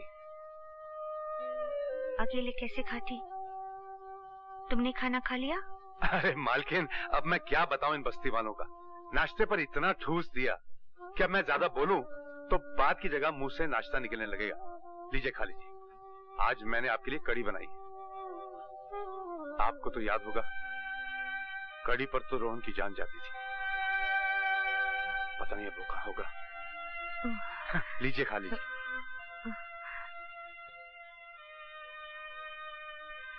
अच्छा, तुम मेरे लगते कौन हो जो मेरा इतना ख्याल रखते हो? लगता तो मैं आपका कोई भी नहीं हूं, पर इस भरी पूरी दुनिया में आपके सिवा मेरा कोई है भी नहीं। और आपको मैं याद ही नहीं आ रहा हूं। मैं रवि हूं मालकिन, रवि। याद कीजिए, आप राइडिंग किया करती थी और मैं आपके घोड़े, ट्रैक्टर और फार्म हाउस की देखभाल किया करता था। मैं वही वाला रवि हूं। और मेरे साथ मेरा एक छोटा भाई हुआ करता था, रोहन। आप उसका बहुत देखभाल किया करती थी और आपने उसका ख्याल रखने का वादा भी किया था। याद कीजिए, जब आप मिलने आई थी मुझे। मैं तुम्हें कहाँ मिलने आती थी? चिंता मत कीजिए माँ, शीशे की चीजें टूटती रहती हैं। तुम मुझे मालकिन मालकिन क्यों बोलते रहते हो? क्योंकि आप मेरी मालकिन हैं। अच्छा, और मैं क्या क्या हूँ? मेरा मतलब, और किसी की भी तो मैं कुछ लगती होंगी। क्यों नहीं? आपका इतना बड़ा घर था कि क्या बताऊं। आप और मालिक दोनों अकेले। टुम्पा तो हॉस्टल में रहा करती थी। ये टुम्पा कौन? नमस्ते। नमस्ते। मैं स्टूडेंट्स की किताबों का शुक्रिया अदा करने आई थी। बैठी ना। और हाँ, ये बिल्कुल वैसी किताब है, BAT bat, CAT cat, RAT rat, जो आप मुझे पढ़ाया करती थी। और ये रैट तो आपने झल्लाकर मुझसे 100 मर्तबा लिखवाया था। और आपने कहा था कि Ravi, You are a rat, तुम चूहे हो। Excuse me और pardon me, ये भी आप कहा करती थी। आप कहती थी कि रवि, किसी की बात काटनी हो तो पहले एक्सक्यूज मी या पार्डन मी कहा करो। बात कोई खास नहीं कि खुरपी उठाई और काट दी। मेरा सर फटा जा रहा है, मुझे परेशान मत करो। मैं खुद चाहती हूँ कि मुझे सब कुछ याद आ जाए, मगर कुछ याद नहीं आता तो मैं क्या करूँ?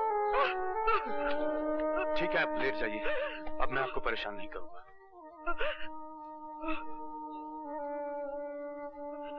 आप बैठिए, मैं चाय बना के लाता हूँ। चाय वाय छोड़ी, मैं घर चलती हूँ। बाहर इतनी जोरदार बारिश हो रही है, आप घर कैसे जाएंगे? बारिश का क्या पता कब रुके। मैं आपको छोड़ देता हूँ।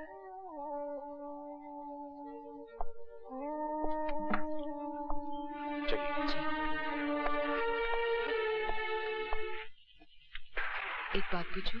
हाँ पूछो। आप जिन्हें मालकिन कहते हैं, वो कौन है? मेरी मालकिन थी। उनके बड़े से घर में मैं एक छोटा सा नौकर हुआ करता था और मेरा एक छोटा भाई था। आपके भाई कहाँ है? मालकिन की यादों की किसी गली में। और मालकिन? मालकिन और मेरे बीच 12 बरस का एक सन्नाटा है।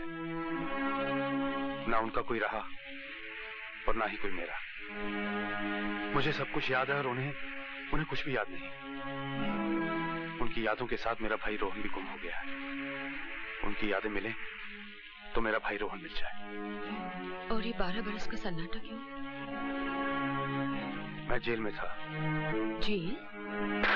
गवाहों का कहना था कि मैंने एक लड़की के साथ बलात्कार किया और फिर उसे मार डाला।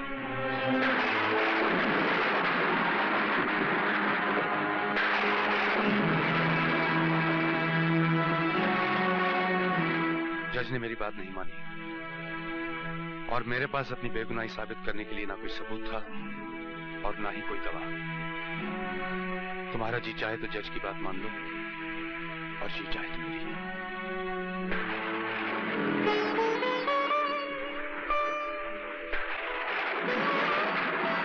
मैं जज की बात नहीं मानूंगी। चलो, मेरी बेगुनाही को मानने वाले 1 से 2 हो गए। पहली मालकिन और दूसरी तुम। जिंदा रहने के लिए ये बहुत है।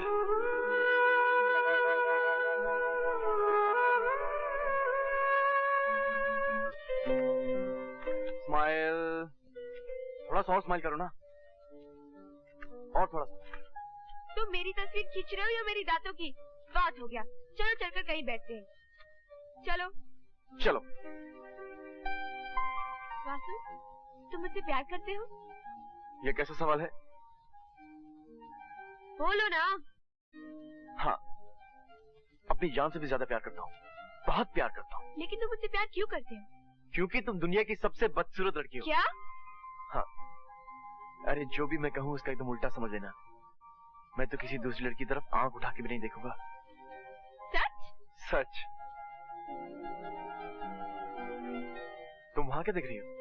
वो जो लोग खड़े हैं ना, वो हिंदुस्तान की सबसे खूबसूरत लड़की को देख रहे हैं, जो इस साल मिस इंडिया चुनी गई है। क्या कह रही हो? नहीं। अच्छा, मैं भी आया।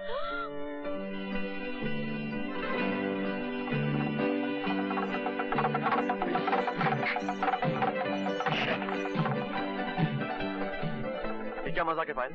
क्यों? अभी अभी तो कह रहे थे कि किसी लड़की की तरफ आंख भी नहीं उठाओगे और मिस इंडिया का नाम सुनते ही भाग गए। तुम सब लड़के एक ही जैसे हो। अब मैं तुम्हारी शक्ल भी नहीं देखूंगी। Good bye mister Gujral.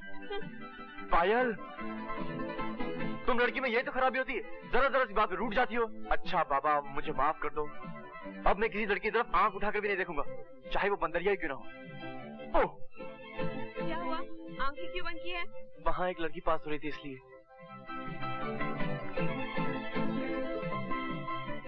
अच्छा बाबा, मान गए। इतना ड्रामा मत करो। अच्छा एक बात बताओ, अगर शादी के बाद मैं किसी वजह से नाराज हो जाऊँ तो क्या तुम मुझे माफ कर दोगे? हाँ, मैं तुम्हारी हर गुस्ताखी माफ करने के लिए तैयार हूँ। ये क्या बदतमीजी है? बस, अभी तो कह रहे थे कि मेरी सारी गुस्ताखियाँ माफ कर दोगे। लेकिन शादी के बाद का बोला था, शादी के पहले का नहीं।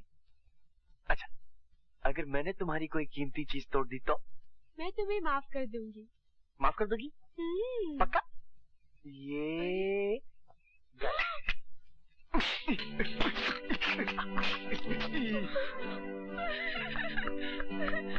तुमने क्या कर दिया? डैडी ने मुझे प्रेजेंट दिया था।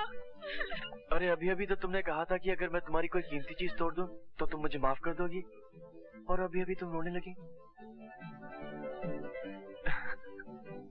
अच्छा। अरे कहाँ जा रही हो? अगर मैं इस बोतल से बियर पी लूं तो आपको कोई एतराज है? वैसे तो मैं पीती नहीं। नहीं, मुझे कोई एतराज नहीं है। एक क्या, तो पी जाओ। ऐसे होना चाहिए। तुम कोई गलती करो, मैं तुम्हें माफ कर दूं। मैं कोई गलती करूं, तुम मुझे माफ कर दो। इसी को तो प्यार कहते हैं। Very good. तुम कुछ भी कहो, मैं तुम्हें मोहब्बत की जगह कुछ नहीं कर सकती। You are so sweet. अच्छा, तुम मेरे लिए कुछ भी करोगी? कुछ भी। अगर मैं तुमसे कहूँ कि पानी में कूद जाओ, तो तुम पानी में कूद जाओगी? तुम्हारे लिए अपनी जान भी दे दूंगी।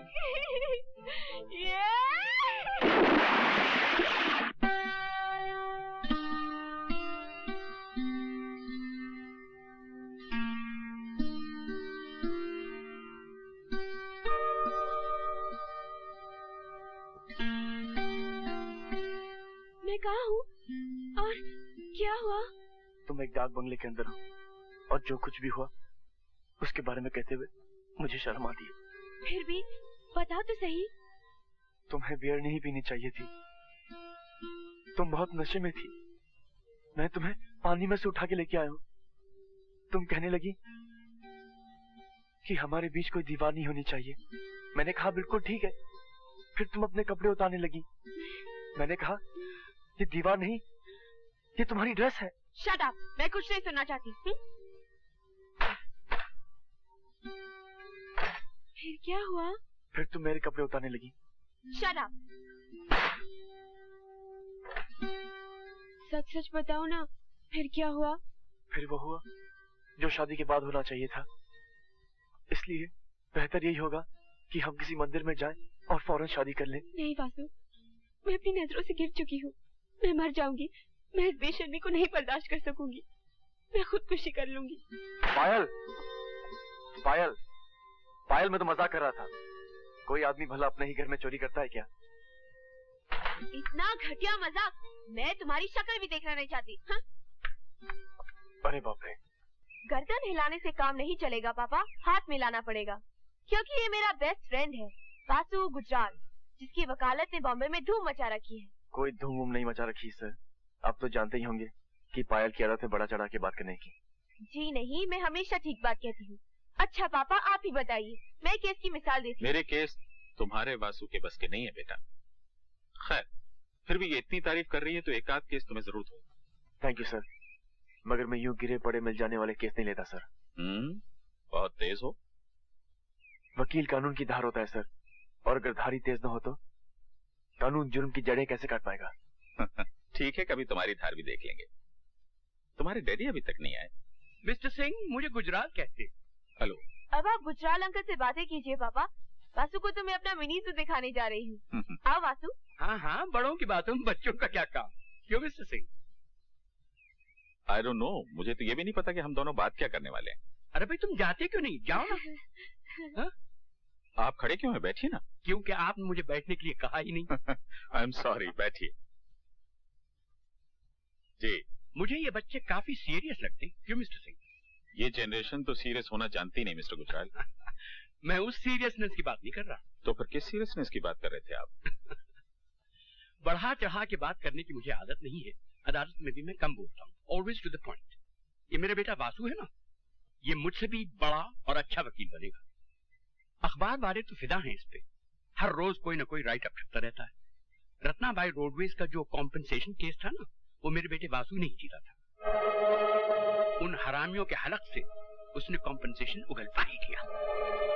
तो ये वो वाला वासु गुजराल है? 100%। और एक पॉलिटिकल लीडर की कातिलाना चालों से भी इसने मुझे बचाकर निकाल दिया। खैर छोड़िए इन बातों। वासु मेरा सगा बेटा नहीं है। हुआ ये कि मेरी बीवी की एक सहेली जगदीशपुर में रहा करती थी। ये उनको वहीं दिखा। इसका बड़ा भाई वहां नौकर था। तो एक मर्डर और रेप केस में उसे सजा हुई। ये बेचारा रह गया यतीम, छोटा सा, लावारिस। मेरी बीवी को तरस आया, उसने गोद ले लिया। कहने का मतलब ये कि मेरा खून का नहीं है, मगर हमारा ब्लड ग्रुप एक है। और अगर ये मेरा सगा बेटा भी होता तो मैं इससे इतनी ज्यादा मोहब्बत न करता। ब्लड तो अब कौन मानता है गुजराल साहब? पेरेंट्स का फर्ज तो ये है कि वो अपने बच्चों की खुशी चाहे। तो फिर पंडितों की जबान में इसका मुहूर्त निकलवा दूं? मेरी तरफ से तो बात पक्की है, लेकिन जरा फैमिली पुरोहित से पूछना पड़ेगा। Give me a couple of days. Sure. पंडितों के हुक्म के बगैर तो इस मुल्क में कंप्यूटर भी नहीं चलते। हम आप क्या करेंगे? अरे गुस्सा थूक भी दो। गुस्सा थूक कैसे दूं? वो हरामजादा मेरी बेटी से शादी करेगा। ये किस पे फूफा कर रहे हो भाई? जरा इन पर अपनी मुस्कान की वर्षा तो करना रत्ना, क्योंकि मैं इनसे ये कहता हूँ कि अनशन लोगों से मिलने क्यों लगे। कौन अनशन लोग? वही दोनों जो अभी अभी यहाँ से गए हैं। अब तुम मेरे दुश्मनों से दोस्ती करोगे तब तो फिर बात नहीं जमेगी। अरे भाई, उन्हीं हरामजादों पर तो अब तक मेरा खून खौल रहा है। उस लौंडे की हिम्मत तो देखो, मेरी बेटी से शादी करेगा। मेरे टुकड़ों पर पलने वाला वो शख्स मेरी बेटी से शादी करेगा। उस जूडी को भी 5 लाख उसी ने दिलवाए। मैं तो कहता हूँ उन दोनों को गोली मरवा दो। खा खा के मोटे हो रहे हो, कुछ तो काम करो। 2 आदमी नहीं मारे जाते तुम लोगों से। अब अगर हमारे किसी आदमी ने उन्हें मारा तो बात बिगड़ जाएगी, क्योंकि वो रिश्ता लेकर आ चुका है। उन्हें मारने के लिए तो कोई ऐसा आदमी ढूंढना चाहिए जो भरोसे के लायक भी हो और हमसे जिसका कोई ताल्लुक भी साबित न हो सके। वो 212 कैसा रहेगा? तुम्हारा ये तीर बिल्कुल निशाने पर बैठा है रत्ना। ये 212 कौन है? पता नहीं, मगर कमाल का आदमी। She'll be alright in about 3 months, लेकिन इनको दाखिल करना पड़ेगा और ट्रीटमेंट भी बहुत महंगा होगा। महंगे सस्ते की बात ना कीजिए डॉक्टर, बस इतना बताइए कि ये ठीक तो हो जाएंगी ना। पैसों का बंदोबस्त तो कहीं ना कहीं से कर ही लूंगा। You are very fortunate mister Ravi. मेरा teacher doctor Arnold Robertson London से आने ही वाला है, and I tell you he is a magician. वो मेमोरी का ताला ऐसे खोलता है जैसे कोई एक्सपर्ट की किसी तिजोरी का ताला भी क्या खोलेगा। ये तो बहुत ही अच्छी बात है। खर्चा कितना होगा? Let me think. 1 लाख रुपया तो हो जाएगा। 1 लाख? मोर भी हो सकता है, लेकिन मैं 1 लाख रुपए के भीतर रखने की कोशिश करूंगा। I will try. ठीक है, मैं 1 लाख रुपए का बंदोबस्त करता हूँ। चलिए मालकिन, 1 लाख तो जरूर चाहिए, मगर किसी का कत्ल करके नहीं। मैं जानता था कि तुम यही कहोगे। ये कत्ल नहीं, 212 इंसाफ है। पूरी बात सुन लो, उसके बाद चाहो तो इनकार कर दो। पूरी बात क्या है? अंदर चलो। आओ। रत्ना, रत्ना, कौन? रत्ना, क्या कर रही हो? रुक जाओ, एक कदम से आगे बढ़ाया तो माय डियर सिस्टर, ऐसा मत करो। नहीं, मैं तेरी माय डियर सिस्टर नहीं हूँ। अगर तू मेरा भाई होता तो मेरी फूल से बेटी नीलम को गैंग रेप होने देता। मेरी बेटी का रेप और मर्डर करने के बाद अब तू मेरे पास आया है। आगे तो देख, मैं तुझे छोड़ूंगी नहीं। Ratna, Ratna, stop it. रत्ना नहीं, रत्ना नहीं। ये हमारे नीलम का कातिल नहीं है। ये तो उसका बदला लेगा। क्या तुम उसे मार डालोगे जिसने मेरे बेटे का रेप किया था?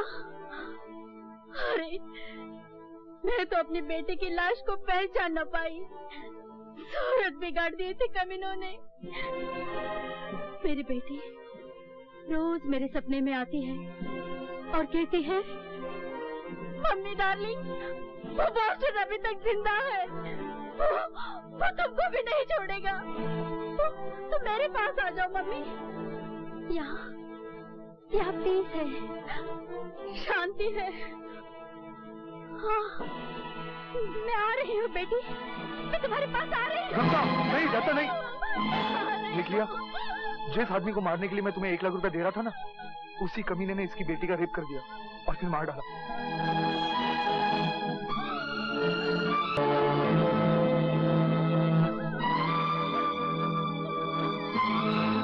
अब भी अगर तुम कत्ल नहीं कर सकते तो ठीक है। कौन है वो जानवर? उसका नाम है वासुदेव गुजराल। वासुदेव गुजराल।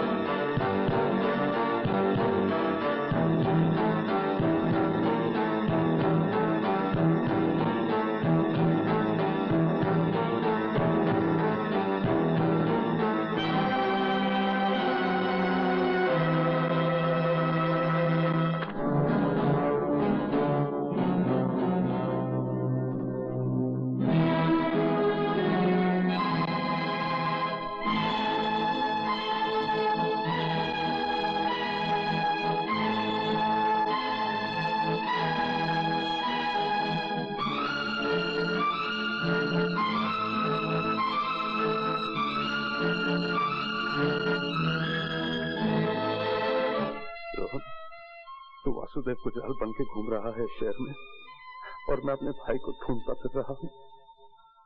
और मेरे बदनसीबी देख, तुझे खोज भी रहा था और तुझी को मारने भी आ गया। मुझे माफ कर दे रोहन, मुझे माफ कर दे। अब मैं तो इस शहर में भी नहीं रहूंगा। किसी को ये ना पता चल जाए कि तू सदा याफ्ता रवि का छोटा भाई है। तू वासुदेव गुजराल बन के ही रह मेरे रोहन, तू वासुदेव गुजराल बन के ही रह।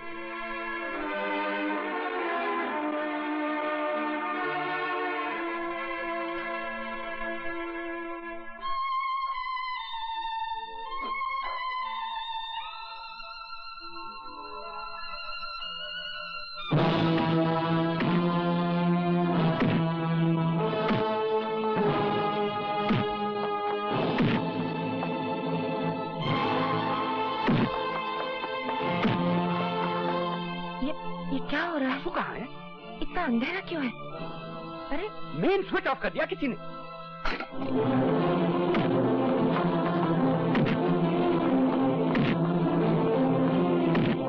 वासु,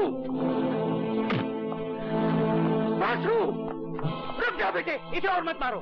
ये अपने आप को डिफेंड नहीं कर रहा, केस बिगड़ जाएगा। ये मुझे धीरेन्द्र ठाकुर का आदमी लग रहा है। वो है बड़ा काइया, कितनी तैयारी के साथ भेजा है इसे। तुम इसे फौरन पुलिस के हवाले कर दो। तुझे तो मैं कम से कम 10 बरस के लिए जेल भिजवाऊंगा। 2 साल कम क्यों कर दिए वकील साहब? इसे मैंने कहाँ देखा है? प्लीज यशोदा। नहीं, मैं सच कह रही हूँ, ये चेहरा मेरा देखा हुआ है। रेणुका जी, आपका रवि फिर गिरफ्तार हो गया। मेरा रवि? मेरा तो कोई है ही नहीं। वो रवि रेणुका जी, रवि जो आपकी सेवा कर रहा है। उस पर कत्ल करने की कोशिश का इल्जाम लगा है। क्या आपका रवि किसी का कत्ल कर सकता है? मगर रवि है कौन? अपनी याददाश्त की खिड़कियां खोली रेणुका जी। आप गांधारी की तरह बंधी हुई अपनी आंखों पर खोई हुई याददाश्त की पट्टी खोलने की कोशिश तो कीजिए। मैं जा रही हूँ उसकी जमानत करवाने। भगवान के लिए अपनी जिंदगी की उलझी हुई डोर का सिरा खोज लीजिए रेणुका जी। ये कई जिंदगियों का सवाल है।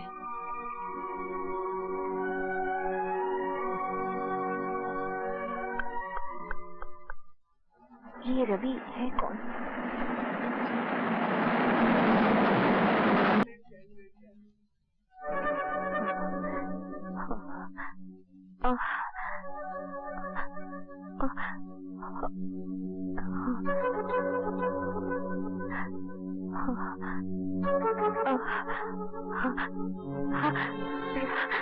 रवि, रवि, मुझे उसकी सूरत कुछ देखी देखी से क्यों लगी? ओह कम ऑन मामा, बम्बई इतना बड़ा शहर है, 1000 बार देखा होगा आपने उसे वीडियो में। मैं वैसे देखने की बात नहीं कर रही हूँ, याद नहीं आ रहा है, समझ में नहीं आता कि मैंने उसे कहाँ देखा होगा। आप बैठ के याद कीजिए, मैं चला। थैंक गॉड कि आप मिल गए। बात क्या है विद्या? आप मम्मी को बात बताइए, मैं जरा जल्दी में हूँ। प्लीज मिस्टर गुजराल, काम तो आपकी से है। अच्छा, तो फिर आप मेरे साथ चलिए, मुझे रास्ते बताइए। आप जा किधर रहे हैं? मैं जा रहा हूँ वर्ली पुलिस स्टेशन। तो ठीक है, क्योंकि मैं भी आपको वही ले जाने आई थी, एक बेगुनाह आदमी की जमानत करवाने। अच्छा, तो आप खड़ी क्यों हैं? चलिए चलिए ना। बाय माँ। बाय। आइए मिस्टर गुजराल, आइए आइए। कैसे आप? अरे रेणुका जी, आप यहाँ क्या कर रही हैं? मिस्टर गुजराल, ये आपके क्रिमिनल की जमानत देना चाहती है। मैंने बहुत समझाया इन्हें कि वो एक मुजरिम है, सजा याफ्ता। सजा याफ्ता? वही तो मैं कह रहा हूँ साहब, और सजा भी 1 महीने या 1 दिन की नहीं, 12 साल। सजा काटने का मतलब ये तो नहीं होता इंस्पेक्टर साहब कि आदमी गुनहगार भी था। सजा का क्या, आप 4 झूठे गवाह खड़े कर दीजिए, सजा हो जाएगी। मगर आप जिसे मुजरिम कह रहे हैं उसे जानते नहीं। जिस जज ने उसे 12 साल की सजा दी वो भी उसे नहीं जानता था। वो तब भी निर्दोष था जब उसे 12 साल की सजा हुई थी, और वो अब भी निर्दोष है। लीजिए, आपका निर्दोष आ गया। रवि, मालकिन आप? तुम बिल्कुल ना घबराना, एक बार मेरे होते हुए तुम्हारे साथ अन्याय हो गया है और मैं कुछ न कर सकी, मगर मैं दोबारा तुम्हारे साथ अन्याय नहीं होने दूंगी। मालकिन, ऐसा लगता है भगवान की दया से आप ठीक हो गई। हाँ, भगवान ने मुझे तुम्हारे लिए ठीक किया है। जो मैं ना ठीक होती तो तुम्हें उस अमानत का पता कौन बताता जो मेरे पास थी। अब तो आप ठीक हो गई ना मालकिन? हाँ। आराम से पूछ लूंगा, जल्दी क्या है? हाँ। और मैं उस अमानत की कसम खा के कहता हूँ कि आज तक मैंने कभी ये नहीं सोचा कि आपने मेरी अमानत का ख्याल नहीं रखा होगा। जब आपको कुछ याद भी नहीं था तब भी मैं ये जानता था कि आपने मेरी चीज किसी अच्छी जगह रखी हो। पर बस बस, अब आप कुछ मत बोलिए मालकिन। अगर मैं कुछ ना बोलूंगी तो ये लोग मान कैसे लेंगे कि तुम निर्दोष हो? अच्छा, तुम ही बताओ, अपने छोटे भाई से प्यार करना क्या अपराध है? नहीं ना, मगर इसने तो उसी अपराध की सजा भुगती है और अब तुम उसे फिर से जेल भिजवाना चाहते हो? मालकिन, यह अपराध मैंने किया है। मैंने इन पर हमला किया था, इसकी सजा मुझे मिलनी चाहिए। लेकिन तुम मुझे जानते भी नहीं, ना मेरी तुम्हारी दोस्ती ना दुश्मनी, फिर तुमने मुझ पर कातलाना हमला क्यों किया?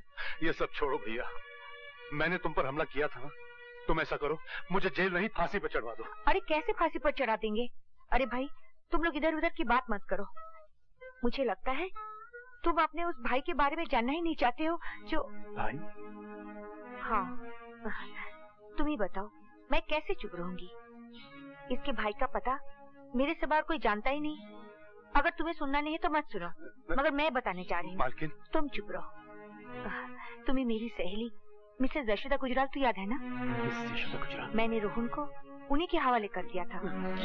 बेटा बनाकर पाला होगा उसको मेरी यशोदा ने। अब तो वो इतना बड़ा हो गया होगा कि अगर वो हमारे सामने बैठा हो तभी ना उसे तुम पहचान पाओगे, नहीं मैं। मुझे पूरा यकीन है यशोदा ने उसे जरूर वकील बनाया होगा, क्योंकि मैंने उसे बता दिया था कि तुम रोहन को वकील बनाना चाहते हो। Mister Rohan Yadav, advocate. मगर मैंने उस बाल गोपाल का नाम वासुदेव गुजराल रखा है रेणुका। और ममा तो मैं हूँ बेटे, मगर ये जो आदमी जिसे तुम पुलिस रिमांड में दिलवाने आए हो मेरे भैया है।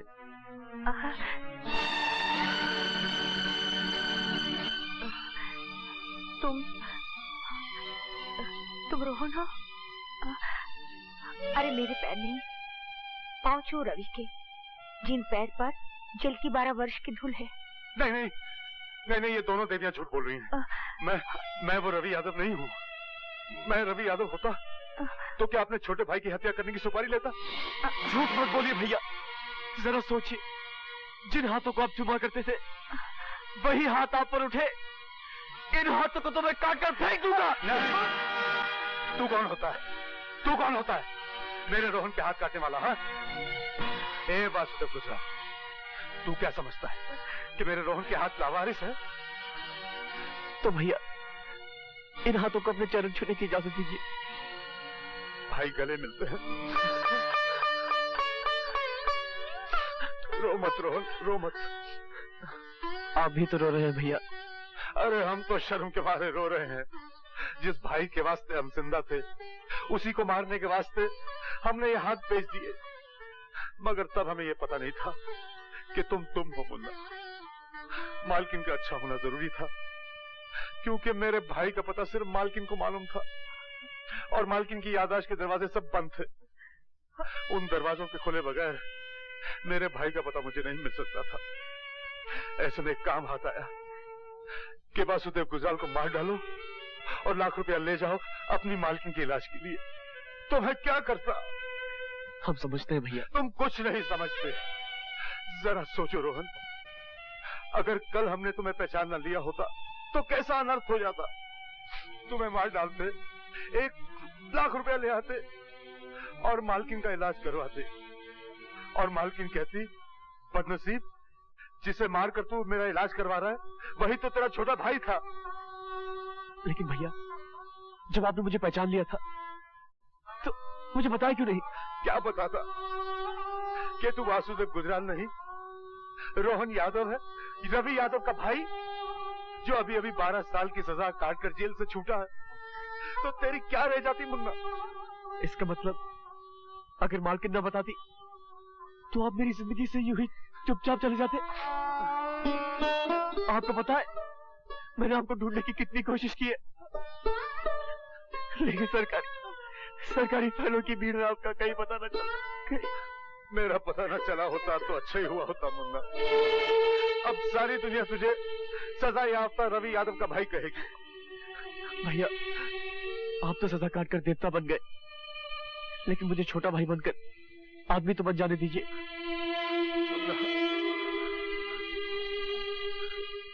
इतना परफेक्ट गेम भगवान के सिवा और कोई नहीं खेल सकता। सब बिछड़े हुए मिल गए, और मेरे भी कहा पुलिस स्टेशन में। सब कहाँ मिले वकील साहब? वासु की पायल तो मिली नहीं। वो भी मिल जाएगी, बस आती ही होगी, मगर वो लाखों करोड़ों में एक है। उसे गिनती में मत आंकिए। He has a point, Mrs Gujral. वो लाखों करोड़ों से कहीं आगे है। जहाँ गिनती की सीमा खत्म होती है, वहाँ पायल की सीमा शुरू होती है। Hi everybody. रवि, तुम खुद देख लो। पायल बेटी, इनके पाँव छुओ। हाँ, ये मेरे भैया हैं। जीती रहो और सुखी रहो पायल, मगर मेरे पाँव छूने से पहले तुम्हें मालकिन के पाँव छूना चाहिए थे। इसमें एक अमेंडमेंट है, तुम इनके पाँव तो जरूर छुओ, मगर मालकिन मान के नहीं, माँ मान कर।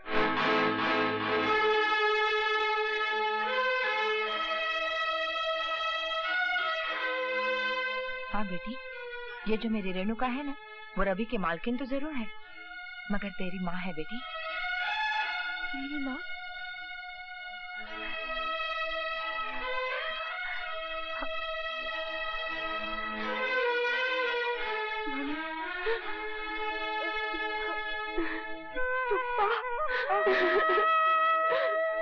भाई, इसमें हैरान होने की कोई बात नहीं। जिस दिन मैं तुम्हारी और पायल की शादी की बात करने मनोहर सिंह के यहाँ गया था, मैंने आके यशोदा को बताया, तो मनोहर सिंह का नाम सुनते ही यशोदा के दिमाग में तो घंटियां बजने लगी।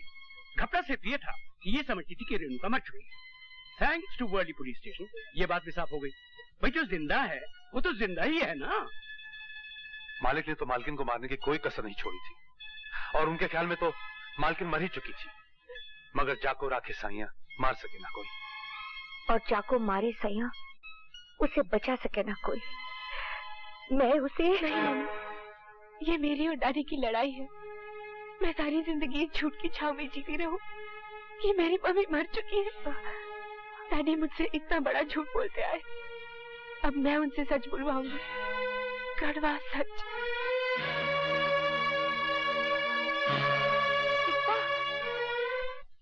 आप उस लड़के को इतना आसान समझने की भूल न कीजिए सिंह साहब, वो आपके हलक में कांटा बन के अटक भी सकता है। अरे छोड़िए श्रीमान, मेरा हलक इतना पॉलिटिकल नहीं, कांटों का इलाज मैं भी जानता हूँ। आओ बेटी आओ, मैं कब से तुम्हारी राह देख रहा था। कहाँ चली गई थी तुम? एक्सक्यूज मी अंकल, मगर पहले मुझे पापा से ये पूछ लेने दीजिए कि मेरी मम्मी कहाँ चली गई। तुम्हारी मम्मी? उनकी तो परसों पहले एक एक्सीडेंट में डेथ हो चुकी बेटे।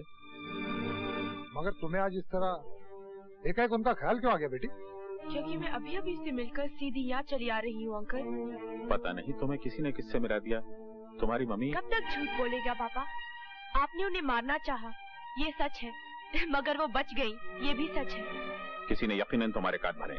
एक्टिंग मत कीजिए पापा, मैं इस ड्रामे के हर कैरेक्टर से मिल चुकी हूँ। आपने एक बेगुनाह आदमी की जिंदगी बर्बाद कर दी, और वो बेगुनाह आदमी 12 वर्ष जेल में सड़ाया गया। कौन बेगुनाह आदमी?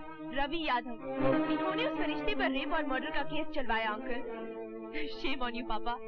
और आपकी इस चाल ने बेचारे रोहन की जिंदगी की जड़ें उखाड़कर एक तरफ फेंक दी। वो तो उसकी किस्मत अच्छी थी कि उसे मिसेस गुजराल की प्यार की जमीन मिल गई, और उसकी जिंदगी ने फिर जड़ पकड़ ली। आप मेरी मम्मी, रवि भैया और रोहन का कर्ज कैसे उतारेंगे पापा? कैसे उतारेंगे? आप इंसान नहीं है। अगर आप रवि भैया रोहन की जिंदगी तबाह कर सकते हैं, अगर आप मेरी मम्मी को कत्ल करने की साजिश कर सकते हैं, तो अगर आपकी बेटी आपके राह में आए तो आप उसे भी हटा देंगे। ये मैं क्या सुन रहा हूँ मनोहर सिंह? अगर तुमने ये सब कुछ किया है तो बहुत ही बुरा किया है, और उसकी सजा ये है कि तुम्हारी बेटी तुम्हारे सामने तुम्हारे ही बारे में ये कड़वे सच बोले, और तुम उसे चुपचाप सुनो। बोलिए पापा। देखो बेटी, तुम लीपा पोती मत करो मनोहर सिंह। अगर तुम्हारे अंदर का आदमी जिंदा है तो इन पापों का प्रायश्चित करो। फोन उठाकर वासु का नंबर लगाओ और उसी से अपना कन्फेशन लिखाओ। तुम फोन करके वासु को बुलाओ बेटी। क्या पापा कन्फेस करेंगे अंकल? करेंगे कैसे नहीं, कहते क्यों नहीं पायल से कि फोन करके वासु को बुलाए? बुला लो बेटी।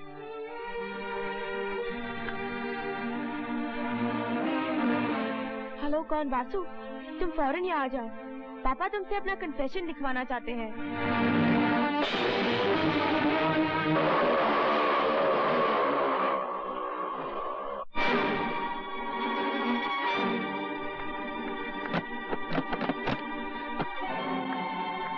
पापा दरवाजा खोलो, खोलो दरवाजा।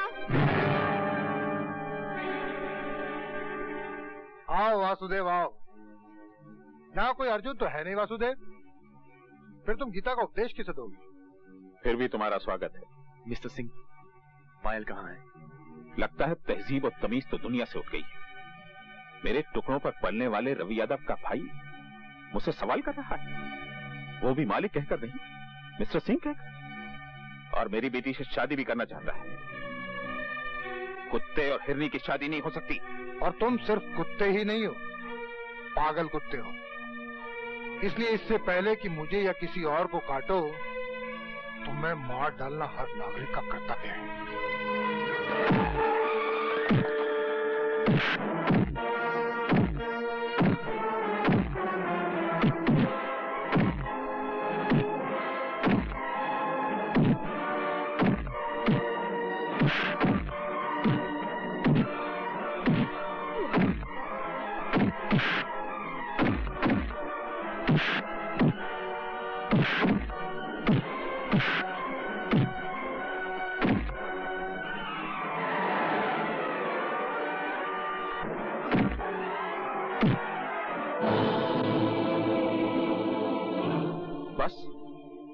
की हवा निकल गई, लेकिन मैं सिर्फ तेरी जान लेना नहीं चाहता। मैं ये चाहता हूं कि तू तड़प तड़प कर मरे।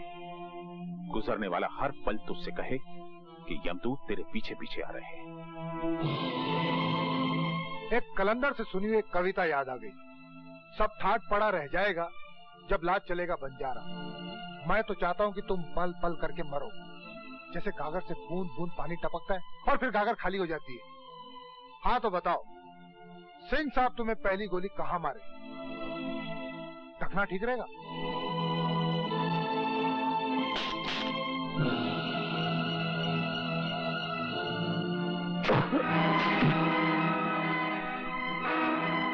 आप भी आ गए? नहीं आप नहीं, तुम भी आ गए? नहीं तुम भी नहीं, तू भी आ गया। तुम्हें मारने के लिए मुझे तो आना ही था। तुम पर बहुत सारे कर्ज हैं मनोहर सिंह। तुमने मेरी मालकिन को कत्ल करवाने की कोशिश की। तुम्हारी वजह से ये दर बदर हुई और एक शून्य में जीती रही। तुम्हारी वजह से मैंने 12 साल की जेल काटी और तुम्हारी वजह से मैंने अपने भाई के कत्ल की सुपारी ली। तुम्हारे पास जिंदगी भी एक है और मौत भी एक है। कैसे उतारोगे इतने सारे कर्ज? देखो तुम्हारे सारे कर्ज खुआ खड़े हैं। जिंदगी में पहली बार बगैर कोई फीस लिए मैं तुम्हें कुछ लीगल एडवाइस दे रहा हूं। जी चाहे तो मान लेना। तुमने कभी ना कभी हम सबको घायल किया है, हमें नहीं तो उन्हें जिन्हें हम चाहते हैं। इसलिए तुम हम सब के मुजरिम हो mister Singh. Now give the law chance, कानून को मौका दो एंड सरेंडर। सरेंडर? और मैं? तुम तो बड़े बेवकूफ निकले मिस्टर गुजराल। लगता है कि दुप्पल में वकालत चलाई है। मैं अकेला दिखाई दे रहा हूं तो तुमने मान भी लिया कि मैं अकेला हूं। मेरे पास सिर्फ ये 2 ही हाथ नहीं है मिस्टर गुजराल, मेरे पास सैकड़ों हाथ है। मैं खुद कानून और ये तुम सबकी सजाए मौत की खड़ी है।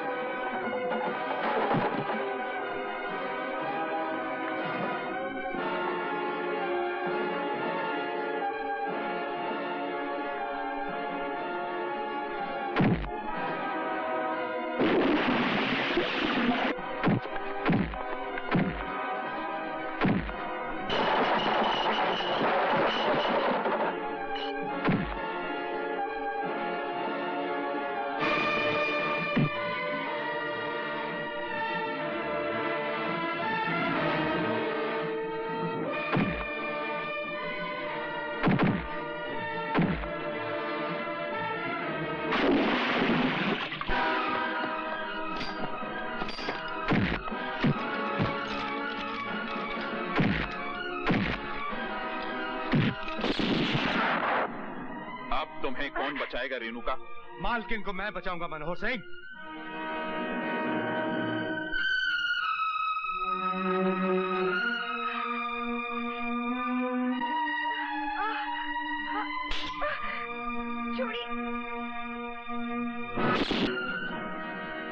भैया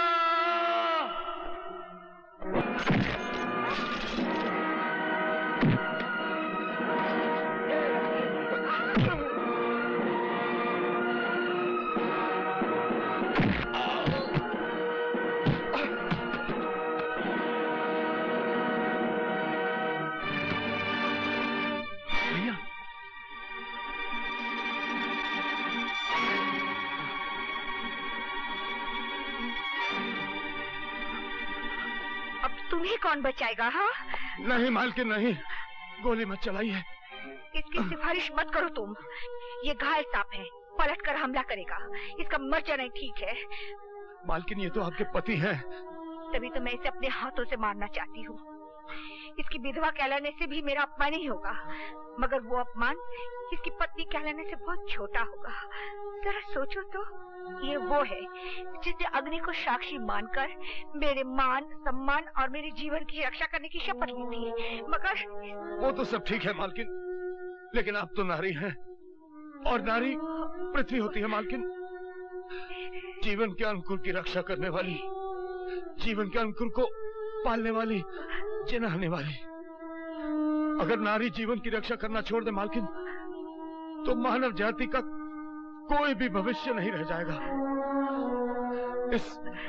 इस आदमी को जिंदा रहने दीजिए मालकिन। इसका दंड यही होगा कि ये जिए, जीवन का पल पल मौत से भी ज्यादा जहरीला हो, ज्यादा कड़वा हो।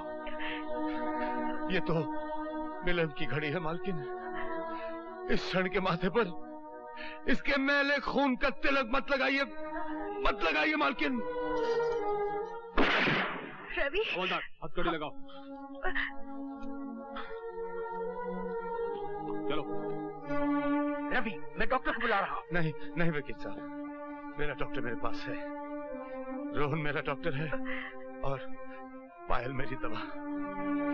तुम दोनों एक साथ कितने अच्छे लगते हो। विद्या,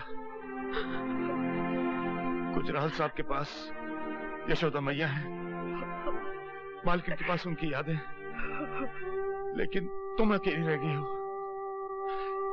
जिंदगी की उलझन में मैं तुम्हें यह बता ही नहीं पाया कि मेरी आत्मा सिंदूर लिए तुम्हारी मांग ढूंढ रही है। मैं तुम्हें वचन देता हूं, तुम्हारी मांग भरने के लिए मैं फिर जन्म लूंगा। मुझे छोड़ के मत जाओ भैया। रोहन, मैं तुम्हें छोड़ के नहीं जा रहा हूं। तू तो मेरी जान है। सिर्फ दादा का शुक्रिया अदा करने जा रहा हूं। मैं फिर लौट के आऊंगा पायल की गोद में, मालकिन का दुलार पाने के लिए, यशोदा मैया का आशीर्वाद लेने के लिए। रो मत रोहन, तुम मुस्कुराते हुए बहुत अच्छा लगता है। मैंने भगवान का तो कभी दर्शन नहीं किया भैया, लेकिन अगर उन्हें कहीं देख लिया तो फौरन पहचान जाऊंगा, क्योंकि वो आप ही जैसे होंगे। भगवान को तो मैंने भी आज तक नहीं देखा। अब शायद आंखें बंद करूं तो दर्शन हो जाए।